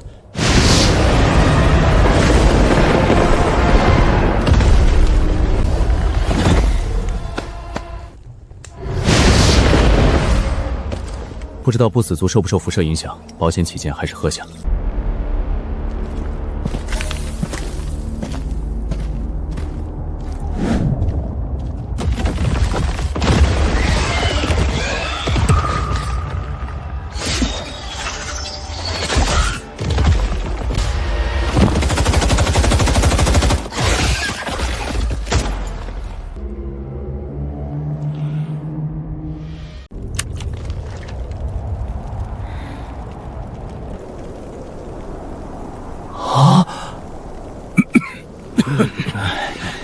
多谢各位出手相助。客气啥？身处末日，本就应该互相帮助。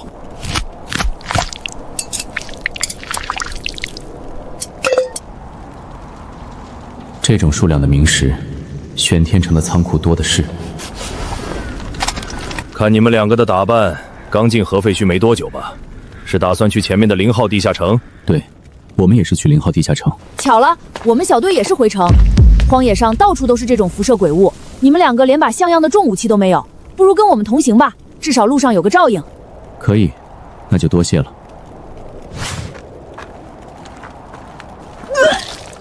为了在核废墟活下来，这小子注射了本区域特产的基因药剂，代价就是这样，体内的辐射即便压制不住，咳血是常事儿，但我们也不必害怕核辐射了。0号地下城允许受辐射的人进城。哼。地下城内免受辐射影响，只要你交得起10颗明石的入城费，或者你有用，地下城才不管你是人是鬼。这几天，地下城的领主在频道宣告第3次永夜快到了，0号地下城正在招募守卫士兵，只要被选上，就能领到一份基因强化药剂和明石，熬过永夜还有额外分红，甚至是2阶基因药剂。你们应该也是为此而来吧？虽然我们不是领主，但将明石投入火焰，也可充当临时的小型圣火，只是消耗比庇护所中的圣火要大，而且效果略差，还不能升级。队长，你看那小子，细皮嫩肉的，身上一点超凡的波动都没有。我看他就是哪个庇护所被迫落难出来的少爷，还带了个长得好看的女护卫。哼，这种养尊处优的少爷，竟敢跑到核废墟区域，若不是遇到我们，早就被鬼物分尸了。等到了0号地下城那种吃人不吐骨头的地方，也活不了多久。等进了城，那个女护卫说不定第一天就会被地下城的那些权贵或者治安队给强行抢走。至于他自己，估计只能在底层街头讨饭，连3天都活不下去。要不我们到时候吸纳他入队吧？你这娘们是不是看上人家了？咱们队伍可不养闲人，带个累赘在荒野狩猎，是嫌我们死得不够快吗？行了，少说2句。明天送他们进地下城，已经仁至义尽，之后就看他们自己的造化了。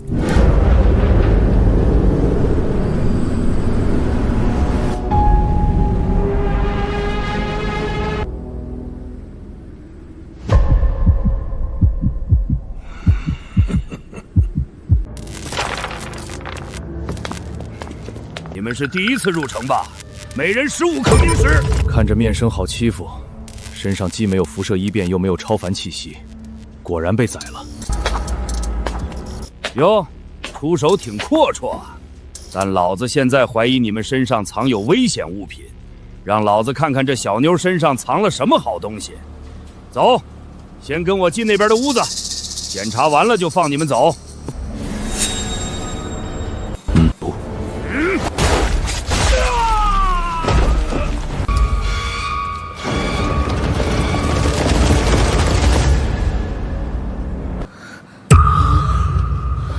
这2个外地竟然敢在0号地下城门口砍断卫兵的手，他们死定了！那个男的看起来弱不禁风，带的这个女护卫脾气怎么这么大，出手这么狠？快，好快，根本没看清拔剑的动作，至少是白银位阶的5级超凡者。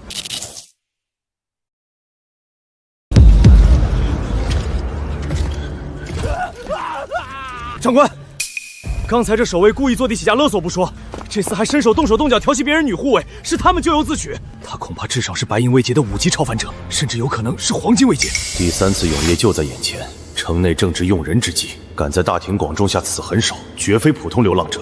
这个节骨眼上，还是不能轻易跟不明来历的强龙起冲突，把这个不长眼的废物拖下去治罪。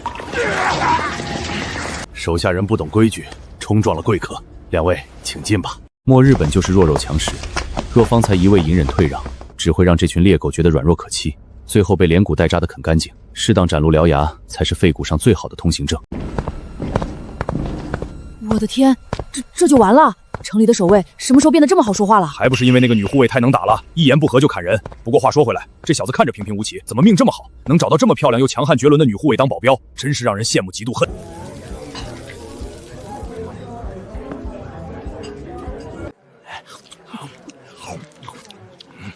美丽的姐姐，你是怎么做到的？速度快的连残影都看不见，一剑就把那条胳膊切飞了，太解气了！不过话说回来，你们在城里惹了这么大动静，接下来几天估计有的热闹了。行了，不说门口的事了，你们听说了吗？最近核废墟区域传得最疯的那条爆炸性消息。队长，你是说那件大事？对，就是关于咱们核废墟区域的3大史诗领主之一，那位女王。前不久，女王跨区域跑到落魄岭那种偏僻之地，去找一个超凡领主算账，还特意联合了当地的另外2大超凡势力，摆足了阵仗。结果呢，3方联手，肯定平推了吧？平推个屁！听说那一战打得天昏地暗，2大超凡庇护所直接灰飞烟灭，女王的空天母舰都被重创，落荒而逃，回到核废墟休养。现在整个核废墟的领主圈都知道这事儿了。我的天，能把女王逼成这样，那个落魄岭的领主到底是什么怪物？要知道，就是地下城领主也不敢得罪女王啊！队长，那落魄岭的庇护所和领主究竟是什么来头？难道还能比咱们0号地下城的那位大佬厉害？据落魄岭的领主说，那个领主真名叫沈竹，庇护所一开始根本不是超凡，而是一座能不断融合其他庇护所的奇特建筑。庇护所还能在战斗中晋升位阶，这听都没听说过。我只知道咱们人类服用基因药剂倒是可以提升位阶，但是要付出畸变和缩减寿命的巨大代价，这怎么可能？庇护所的位阶不都是从一开始就注定吗？能自己提升位阶的庇护所简直闻所未闻。那个沈厨到底是什么人物？比鬼屋还要逆天。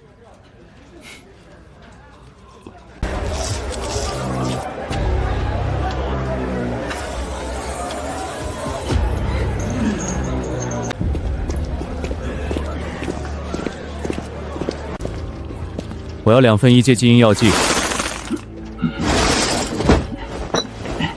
这就是之前那个小队所说的基因药剂，其他区域没有，是因为没有核辐射。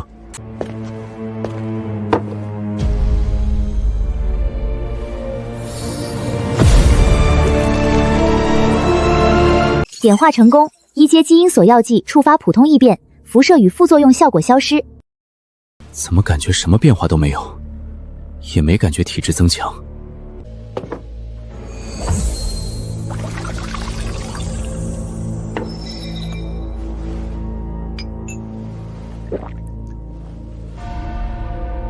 依旧毫无反应。也许我长期在玄天城食用灵果，受灵气滋养，体质早已经自动打破了类似的1阶基因锁，堪比这里的青铜超凡者。估计是特殊鬼物，1阶药剂自然对我们无效，得弄到2阶甚至3阶的基因药剂才行。主人，情报买来了，按照您的吩咐，来自不同的情报贩子，确保真实。在他的领民眼中，所谓女王不是什么杀伐果断的暴君，相反，她是一位爱民如子的母亲，毫无领主的架子，经常亲自照顾和看望那些无依无靠的孤儿。她与0号地下城的领主是过命的知己与盟友，靠着他们2人联手，核废墟中才撑过2次永夜。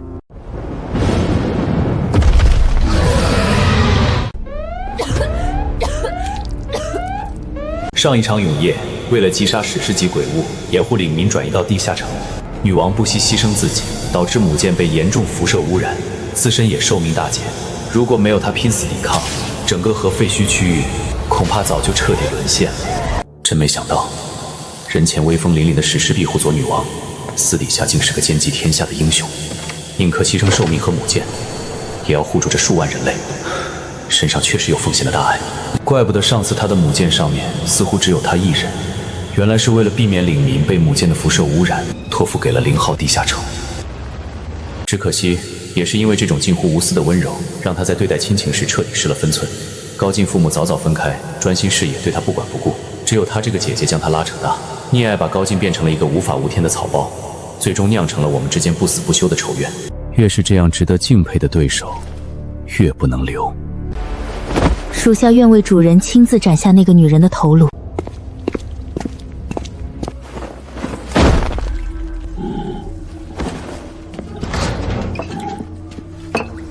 只有混入守卫军，才能真正接触到地下城高层，揪出高小兰的藏身之处。同时，为了提升自保能力，还是得嗑药。点化成功，2阶基因锁药剂触发普通异变，辐射与副作用效果消失。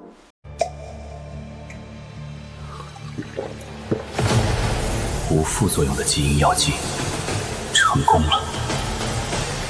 白银位阶超凡者，也不知道能不能和古籍过2招。算了吧，万一他没收住手，可就麻烦了。点化失败，哪怕只剩1点副作用，也不能拿自己身体冒险。这瓶3阶药剂先留着，以我现在白银级的体质，去应聘守卫绰绰有余。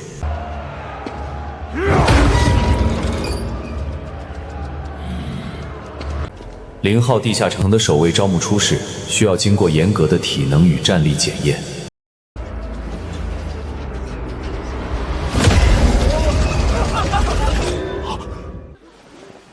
凭借2阶药剂带来的体质突破，通过这种出世对我来说轻而易举。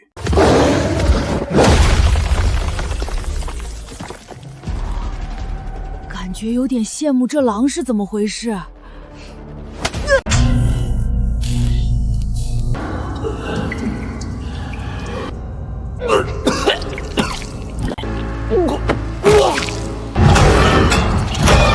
这就是辐射病，看起来比大叔他们严重的多。是的，主人。根据情报，核辐射侵蚀人体大概分为3期，那个荒野小队应该都还在1期，只有那个少年有步入2期症状。到了第3期，病人随时会沦为失去理智的鬼物。明面上是隔离，实际上去向未知，很大一部分被物理消灭，或者送往高层的地下实验室。听说地下城的高层一直在研发能让权贵彻底免疫辐射的高阶净化药剂，需要大量2、3期的特殊畸变患者作为活体排毒的媒介。这么说，大叔和那个机灵少年他们，荒野小队不可能不知道这里的残酷。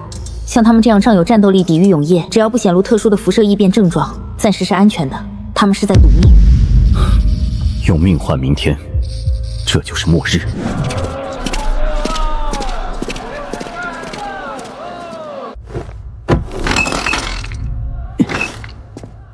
嘿，小兄弟，看你是个干干净净的外地肥羊，多嘴提醒你一句，药是好东西，能救命，但别滥用。怎么说？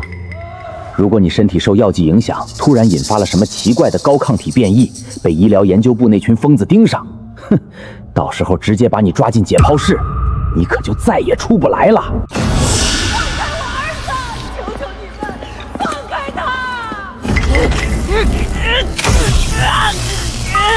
长官，我儿子只是发烧，他体质特殊，抗体就高，他没有变成鬼物啊！求求你们别带他走，他才15岁啊！带走！不！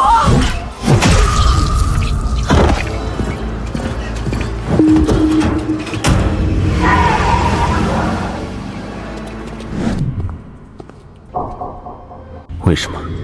即便在史诗庇护所内，人命也如此卑微吗？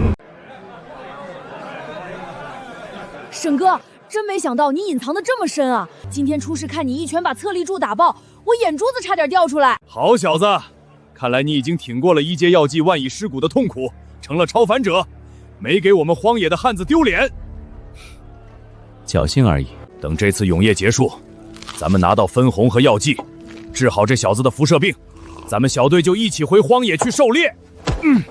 娘的，还是外面刺激。庇护所虽然安全，也闷得慌。沈兄弟，到时候你和古姑娘跟我们一起干，咱们组个大猎团，去深处狩猎高阶辐射兽，赚大把的名食。有我们兄弟几个在，保证罩着你。顺便也教你几招野外生存本领。毕竟咱们大老爷们儿总不能一辈子缩在女人身后靠护卫罩着，对吧？听起来很刺激，那就一言为定。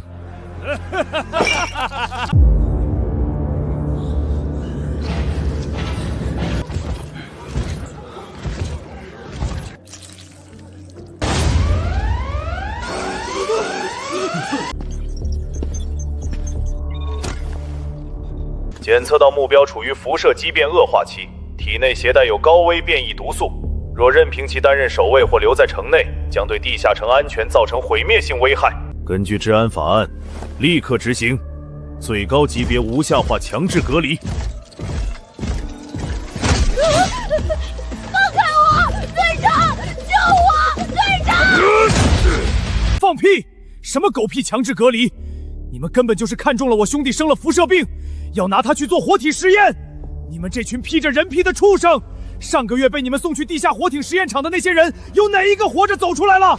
回答我！那也是为了全人类做贡献，不然被辐射污染的人这么多，没有实验对象，核废墟的人最终没死在鬼巢下，也得先病死。你兄弟的辐射病颇为特殊，能够提供非常重要的实验数据，可他现在还活得好好的。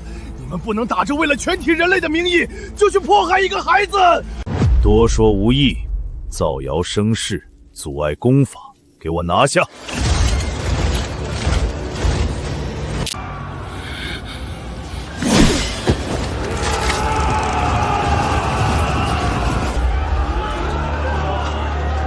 倒是挺感人嘛，拒不服从防疫法令，竟然胆敢企图武装暴乱，就地镇压。注意都避开致命要害，正缺少高品质的活体实验样本。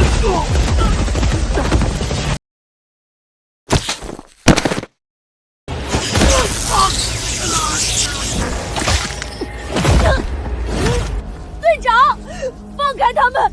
我跟你们走！求你放过他们！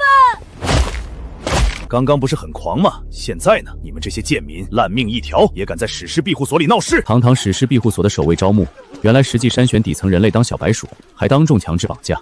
这就是号称史诗庇护所的0号地下城，内部的秩序和混乱，真是让人大开眼界。哼，又来一个不知死活，想主动奉献自己身体的废土垃圾！兄弟，别过来，快走！他们是0号地下城的治安军，你们斗不过的！别逞强，把命搭在这儿！快跑！别管我们！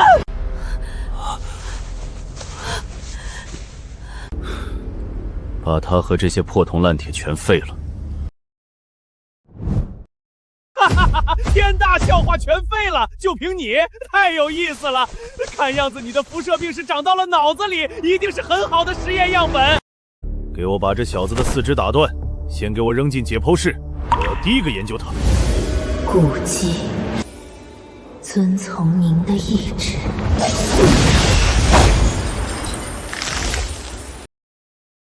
Terra est terram ibas。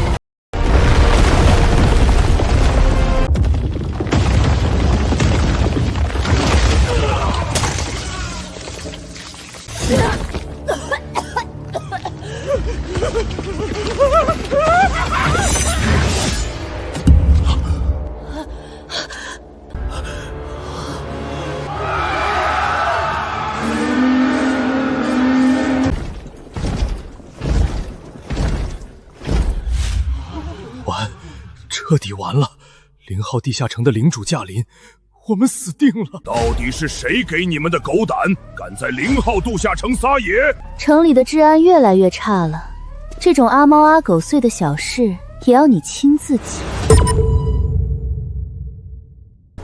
这么说，你是？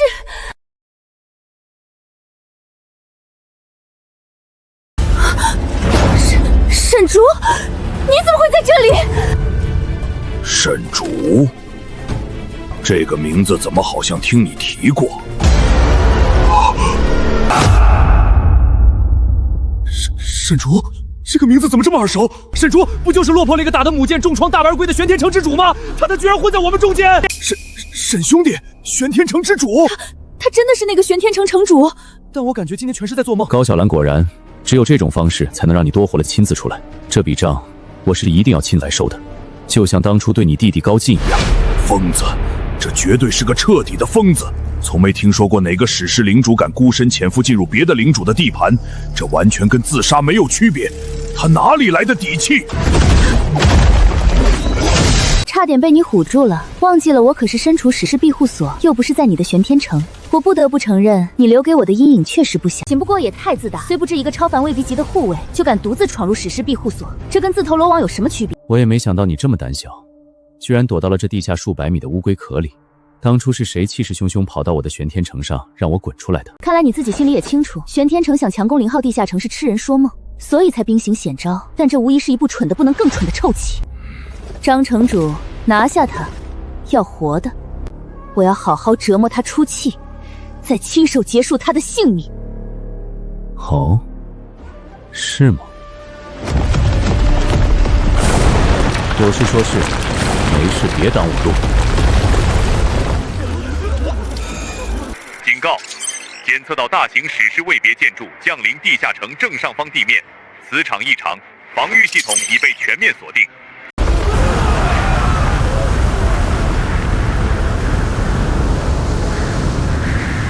张城主，如果你执意要为了他而与我为敌，那么玄天城将即刻与你的地下城全面开战。他人就在我们面前，难道你连动手都不敢吗？斩首的机会就在眼前，只要他死了，失去领主的玄天城自然不可能冒险与我们开战。但是，他如此自信当众，恐怕留有后手。就算现在把他杀了，也未必能解决眼下的燃眉之急。万一玄天城拉着我们同归于尽呢？别被他吓到了。庇护所身处地下200米，又有0号反应堆提供无限能源，撑起的防御护罩。就算他有史诗轨道炮，在不消耗天文数字般的明石情况下，想击破0号地下城，简直异想天开。你还是这么优柔寡断，这明显就是空城计。他手无寸铁，仅凭一张嘴来吓唬你我2个史诗领主。若是因此畏首畏尾，等今天的事情传出去，你想让新世界的领主都嘲笑我们是废物吗？不如这样，沈城主，我可以放你们安全离开，只要你留下一定的伤亡赔偿，我也好对内对外有交代。之后你和高小兰怎么斗，我绝插手不管。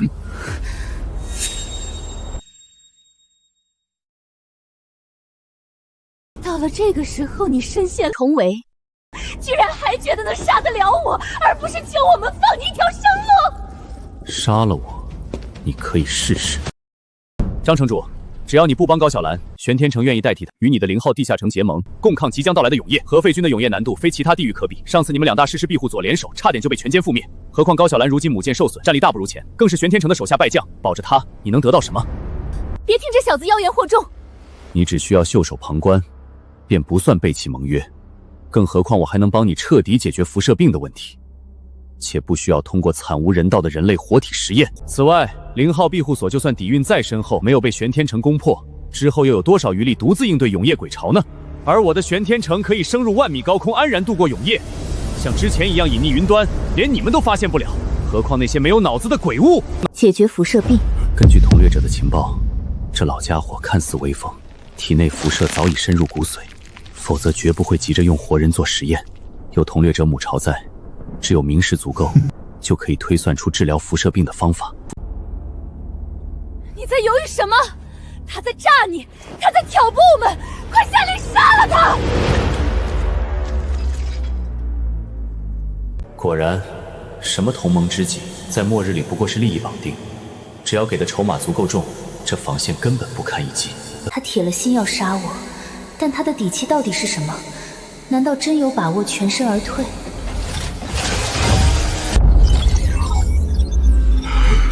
高小兰，你的母舰要干什么？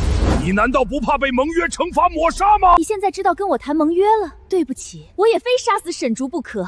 我无意对你和地下城不利，但就算今天被盟约反噬，万劫不复也无所谓，只要能拉他一起下地狱就够了。我如此信任你，甚至冒着风险让你的受损母舰进入地下城深处修复，换来的居然是你的背叛。数字不足与谋，畏手畏脚的懦夫根本不配做史诗庇护座的主人，更不配当我的盟友。城主小心！不愧是他的姐姐，够疯，倒真算个人物。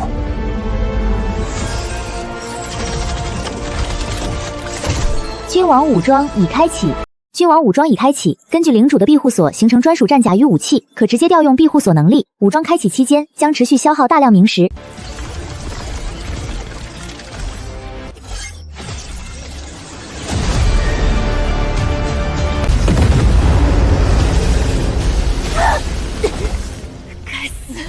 该死！那是什么东西？你竟然挡得住了母舰的主炮！给我去死！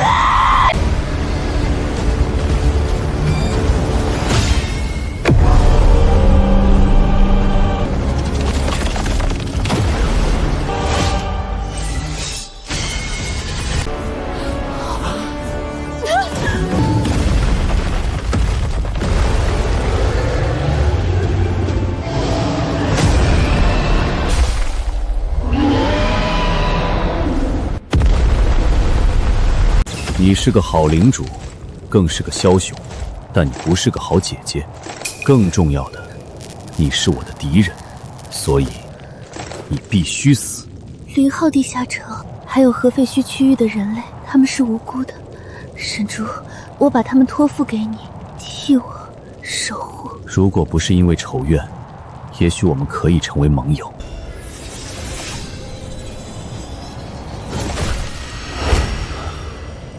终于，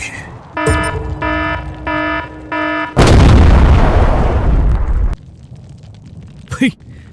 这疯女人，知道我能融合庇护所，故意不把母舰留下，竟然还留了这一手自爆，连君王武装都被毁成这样。不过，这种全身都是强辐射的外星废铁，就算留下来，我也不敢融合，点化都不一定能洗掉辐射污染。好在最重要的是，玄天城少了一个史诗位级的敌人。晚安了，高小兰。因仆从拼死保护，张城主捡回了一条命，主动提出与玄天城缔结最高规格的盟约，并给出了充足的诚意。0号地下城不愧是史诗庇护所，拥有的明石比万宝阁还要富裕。我也没有融合这座地下城的兴趣，直觉告诉我，玄天城想要晋升史诗位阶之上的传说庇护所，单靠融合同阶，绝对不可能成功。至于随我一路进入地下城的4个荒野猎人，被我接回了玄天城精心养伤。沈城主，感谢您的救命之恩。不过等永夜过去，我们几个粗人还是想回荒野上继续狩猎赚明石，过不了太安稳的生活。好，欢迎随时回来。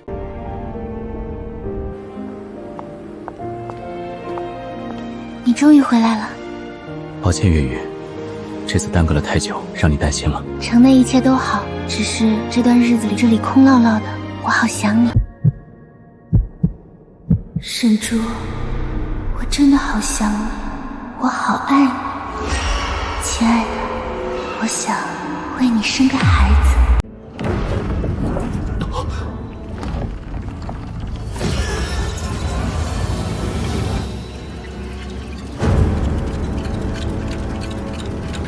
世界通告：传奇庇护所终末天庭下达最高敕令，对新世界所有史诗位阶领主发出会议召集。提示：收到邀约者，逾期拒绝或抗旨者，视为挑战天庭威严，与天庭为敌。天庭将下达敕令，不计代价剿灭。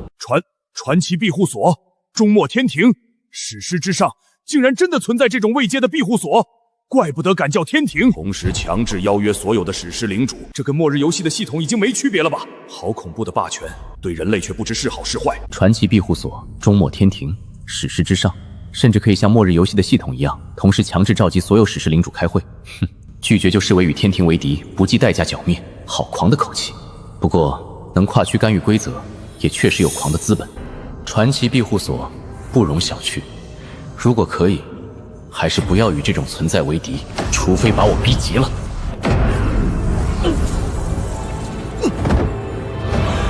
就去看看这所谓的天庭到底是怎样的光景，唱的是哪出戏。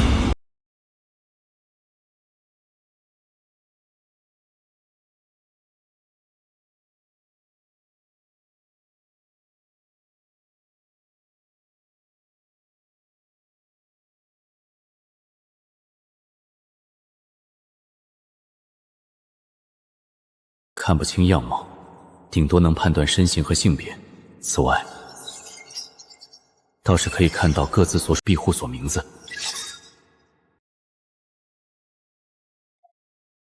该死，这重力，我差点被直接压塌了。这就是传奇庇护所的力量吗？我们可全都是史诗位阶的领主啊，居然连觐见的资格都没有！天庭算个什么东西？召集我们全服誓师领主来开会，连个引路的下人都没有。难道还要我们这群各区的统治者像凡人进香一样，一步步爬上这看不到头的台阶吗？简直是欺人太甚！能回去吗？试过了没有？回不去。进来的瞬间，空间节点就被封锁了，出路只有这条台阶。如果踏出广场，落入雷海，不知道会不会魂飞魄散。进退不得，不敢踏足云海，又抗拒不了传奇的威压，这就叫下马威。那终末天庭的主人，这是要一上来就亲手打碎我们这群平日里高高在上的史诗领主所有的傲气。走吧，走吧，看看这传奇庇护所的领主哪来这么大架子，有没有这个本事敢承受我们上百史诗领主的怒火？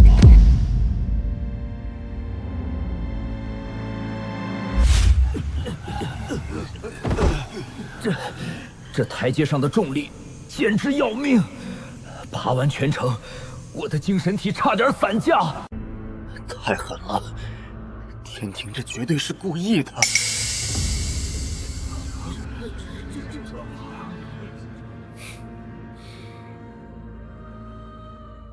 看来同为史诗领主，其中绝大部分人没有服用过任何能够增强体质的灵果，或者高阶基因药液，全靠庇护所本身的城防与枪炮硬撑到了现在。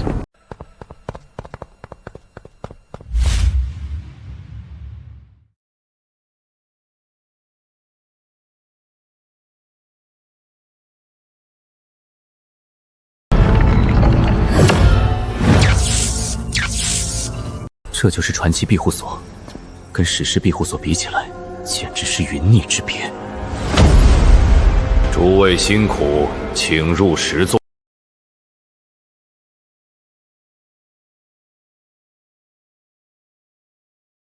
给椅子上装黑色锁链，还自称天庭，把我们从各大区域强行召集过来，到底把我们当成抗击鬼物的疯军，还是当成你们锁在地上的狗？不给老子个交代，老子今天就不做！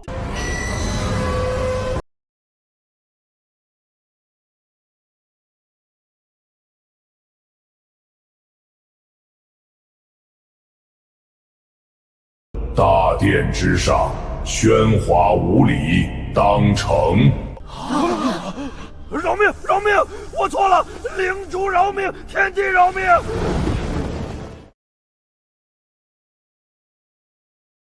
这传奇领主恐怕来者不善，不像是统领史诗领主对抗永夜鬼潮，倒像是想做末日皇帝，把我们都踩在脚下。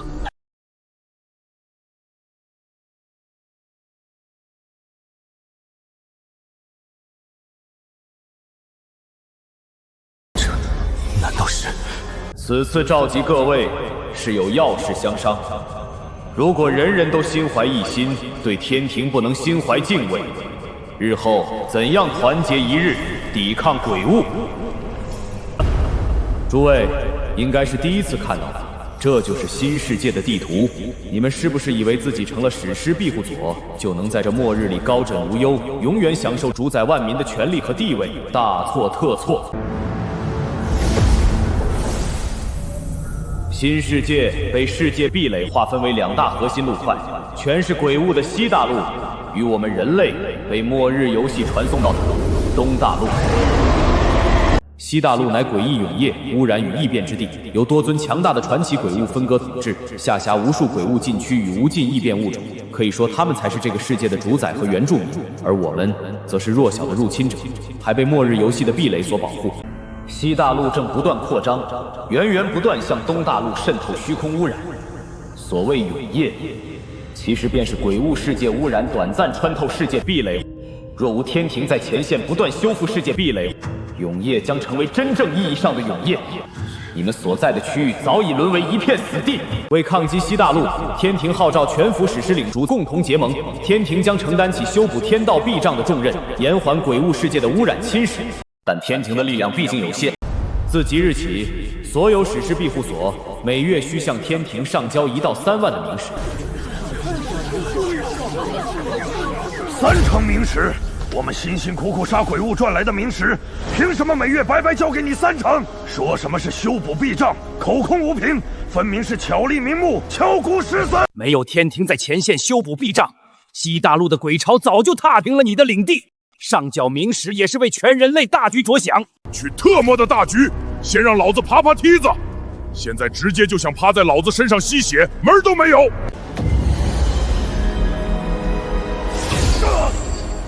这是什么？给老子看！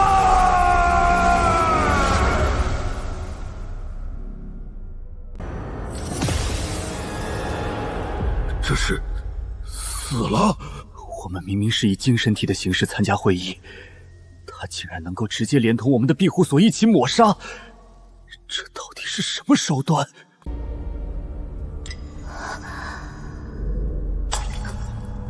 不愿与天庭共御大敌者，便不配存活于这片天空之下，一起迎接没有鬼物的新世界。只要大家投靠天庭，待天道壁障修补完成，天庭将带头发动第1次天道大远征。届时，天庭将带领大家洗涤整座西大陆，彻底扫清鬼物，终结末日。凡有功者，皆可共享新世界的大荒封地，人人封神。修补壁障，大远征，好一块诱人的大饼，但每月上万冥石的费用，恐怕不过是天庭榨取我们这些史诗领主的资源，壮大自身的借口罢了。同时，也是逼迫我们向下面的附庸领主收缴更多冥石，层层剥削。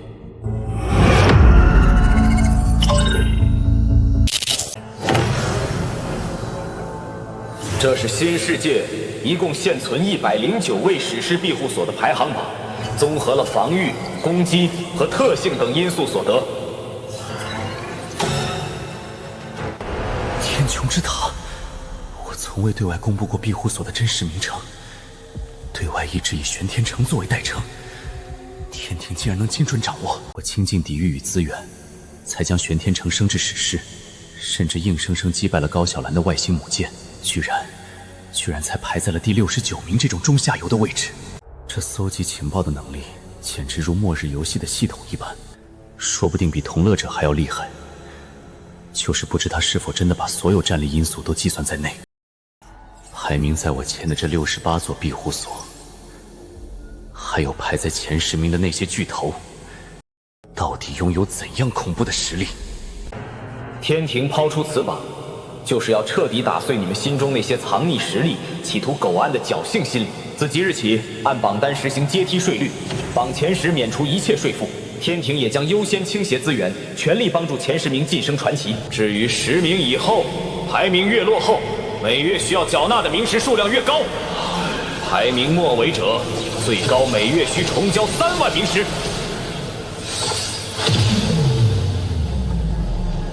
2万颗冥石，每月，简直是狮子大开口。这根本不是税收，这是要彻底抽干中下游史诗领主的所有流动资源，让我们永远无法积攒足够的底蕴反抗天庭统治。恐怕就算如这传奇领主所说，真反攻鬼物世界成功，扫清了威胁，可世人却又要活在被同类压迫和吸血的秩序中，生生世世都翻不了身，却成了无尽轮回的末日。到时候，这些高高在上的领主和鬼物相比，又有什么区别？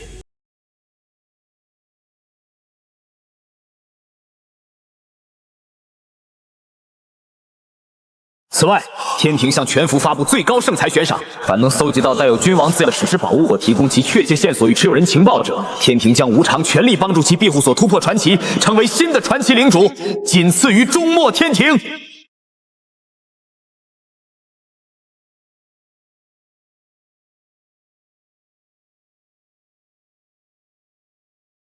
天庭已经是传奇庇护所，居然对这种史诗宝物感兴趣，用扶持传奇做诱饵。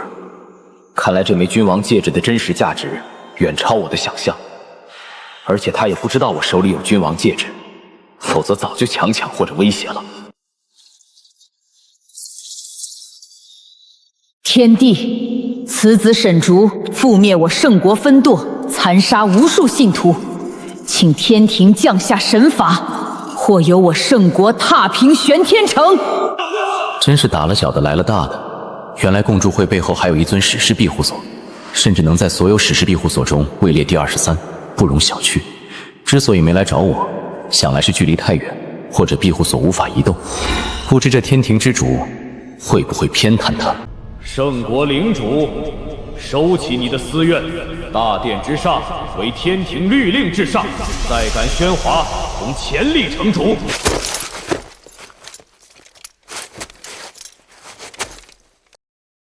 进行下一项议程。为了构建新世界的秩序，抵御西大陆侵蚀，天庭颁布开拓敕令，诸位有无异议？律令1：史诗领主拥有收复沦陷区域失地、统一无史诗领主坐镇的区域等特权。失陷区收复，凡彻底清除某一鬼物失陷区之鬼物并完成收复者，天庭直接将该区域永久封册与该领主。无军区统一，对无史诗领主坐镇之混乱区，史诗领主可自由进行整合与接管。接下来乃天庭最高铁律私斗禁令。律令2：史诗禁斗与天庭裁决。1、严禁私斗。时领主乃东大陆抗击西大陆之柱石，严禁领主之间私自发动史诗级战争或本体撒杀。2、天庭仲裁。若领主间产生领土或利益纠纷，准备开战，必须经过天庭许可与仲裁，违者便是与人类为敌，以避免人类力量内耗。严禁私自开战，必须经过天庭仲裁。这规矩表面上看是在保护弱小领主，避免内耗，实际上是将所有史诗领主开战的权利彻底收归天庭所有。天庭想打谁就打谁，而我们互相之间打不打，全凭天庭一句话说了算，只能讨好天庭，甚至贿赂，真是一手好霸权。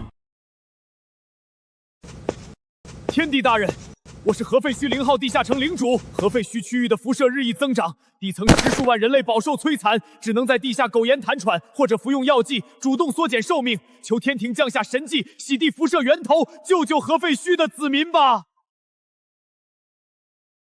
张城主人心可嘉，然而净化源头问题复杂，天庭已在研究对策，待方法成功，自会恩泽核废墟。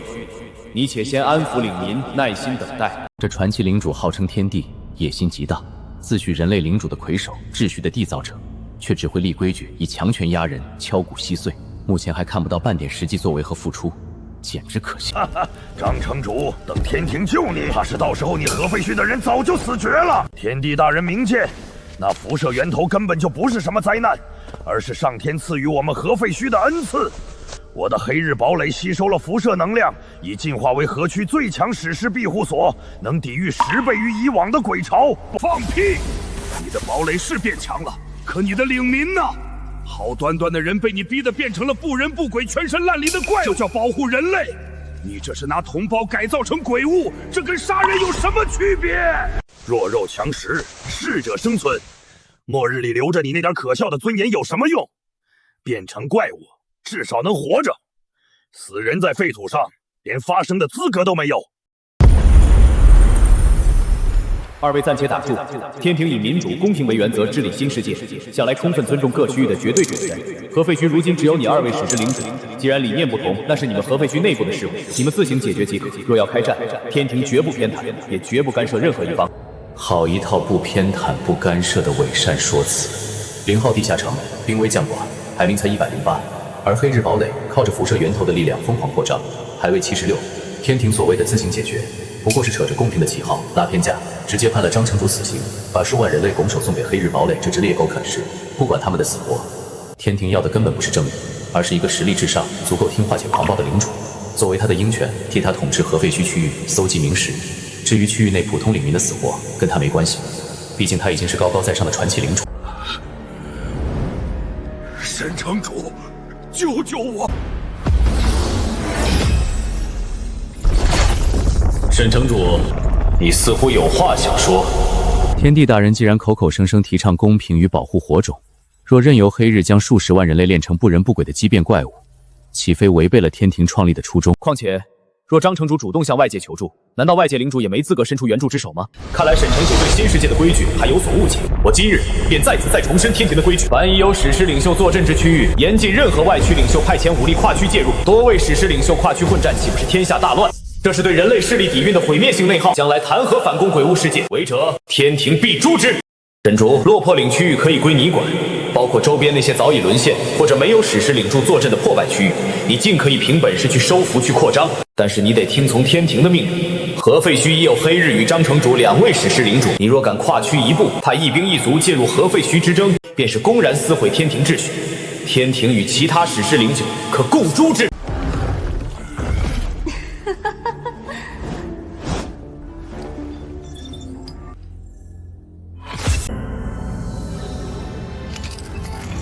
天规已立，大义已毕，诸位退下吧。天帝大人的规矩，沈某记下了。沈城主，如果有种的话，我在合废墟等你过来，咱们慢慢玩。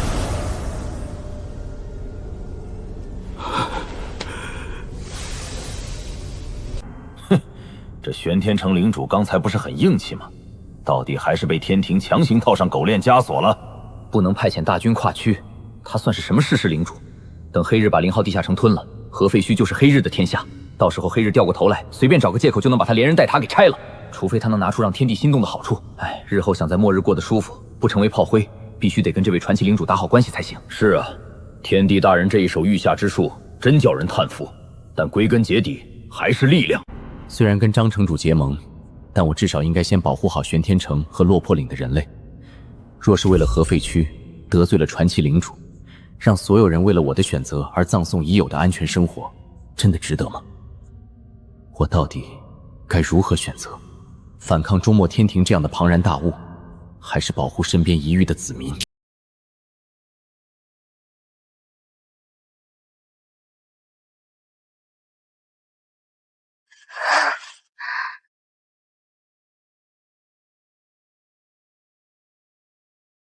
想不到人类领主之中出现了这样的传奇领主，却不知对人类来说是福是祸。禁止史诗领主跨区征战，用规矩把我锁在落魄岭。天庭以为一套虚伪的禁令就能挡得住我？什么终末天庭，什么传奇庇护所，不过是金玉其外，跟地表上那些吃人吸血的鬼物有何区别？将来有一天，玄天城必须晋升传奇，才能彻底打破这一切压迫和枷锁，甚至砸碎这天道，攻上天庭，看看那光幕背后到底是什么妄人在装神弄鬼。沈竹，无论你做什么决定，不管多么危险，我都会站在你身边，陪你玩这场游戏，直到最后。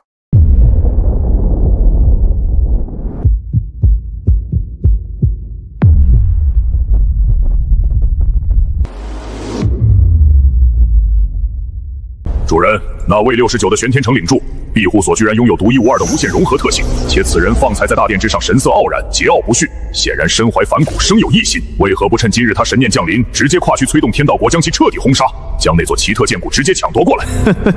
不过是一个运气好，偶然捡到了融合成长型庇护所的废物罢了。之所以把他死死锁在落魄岭，就是把他当成了养殖场里圈养的一只优质牲畜。等他倾尽所有把那座天穹之塔融合到史诗巅峰的时候，天庭再去收割这个现成的成品，岂不美哉？况且，仅凭吞并与融合，他的庇护所就算体积再庞大，若不满足关键的条件，没有我的帮助便无法晋升传奇。他融合的再多，也只就不过是个臃肿脆弱的大号垃圾堆罢了。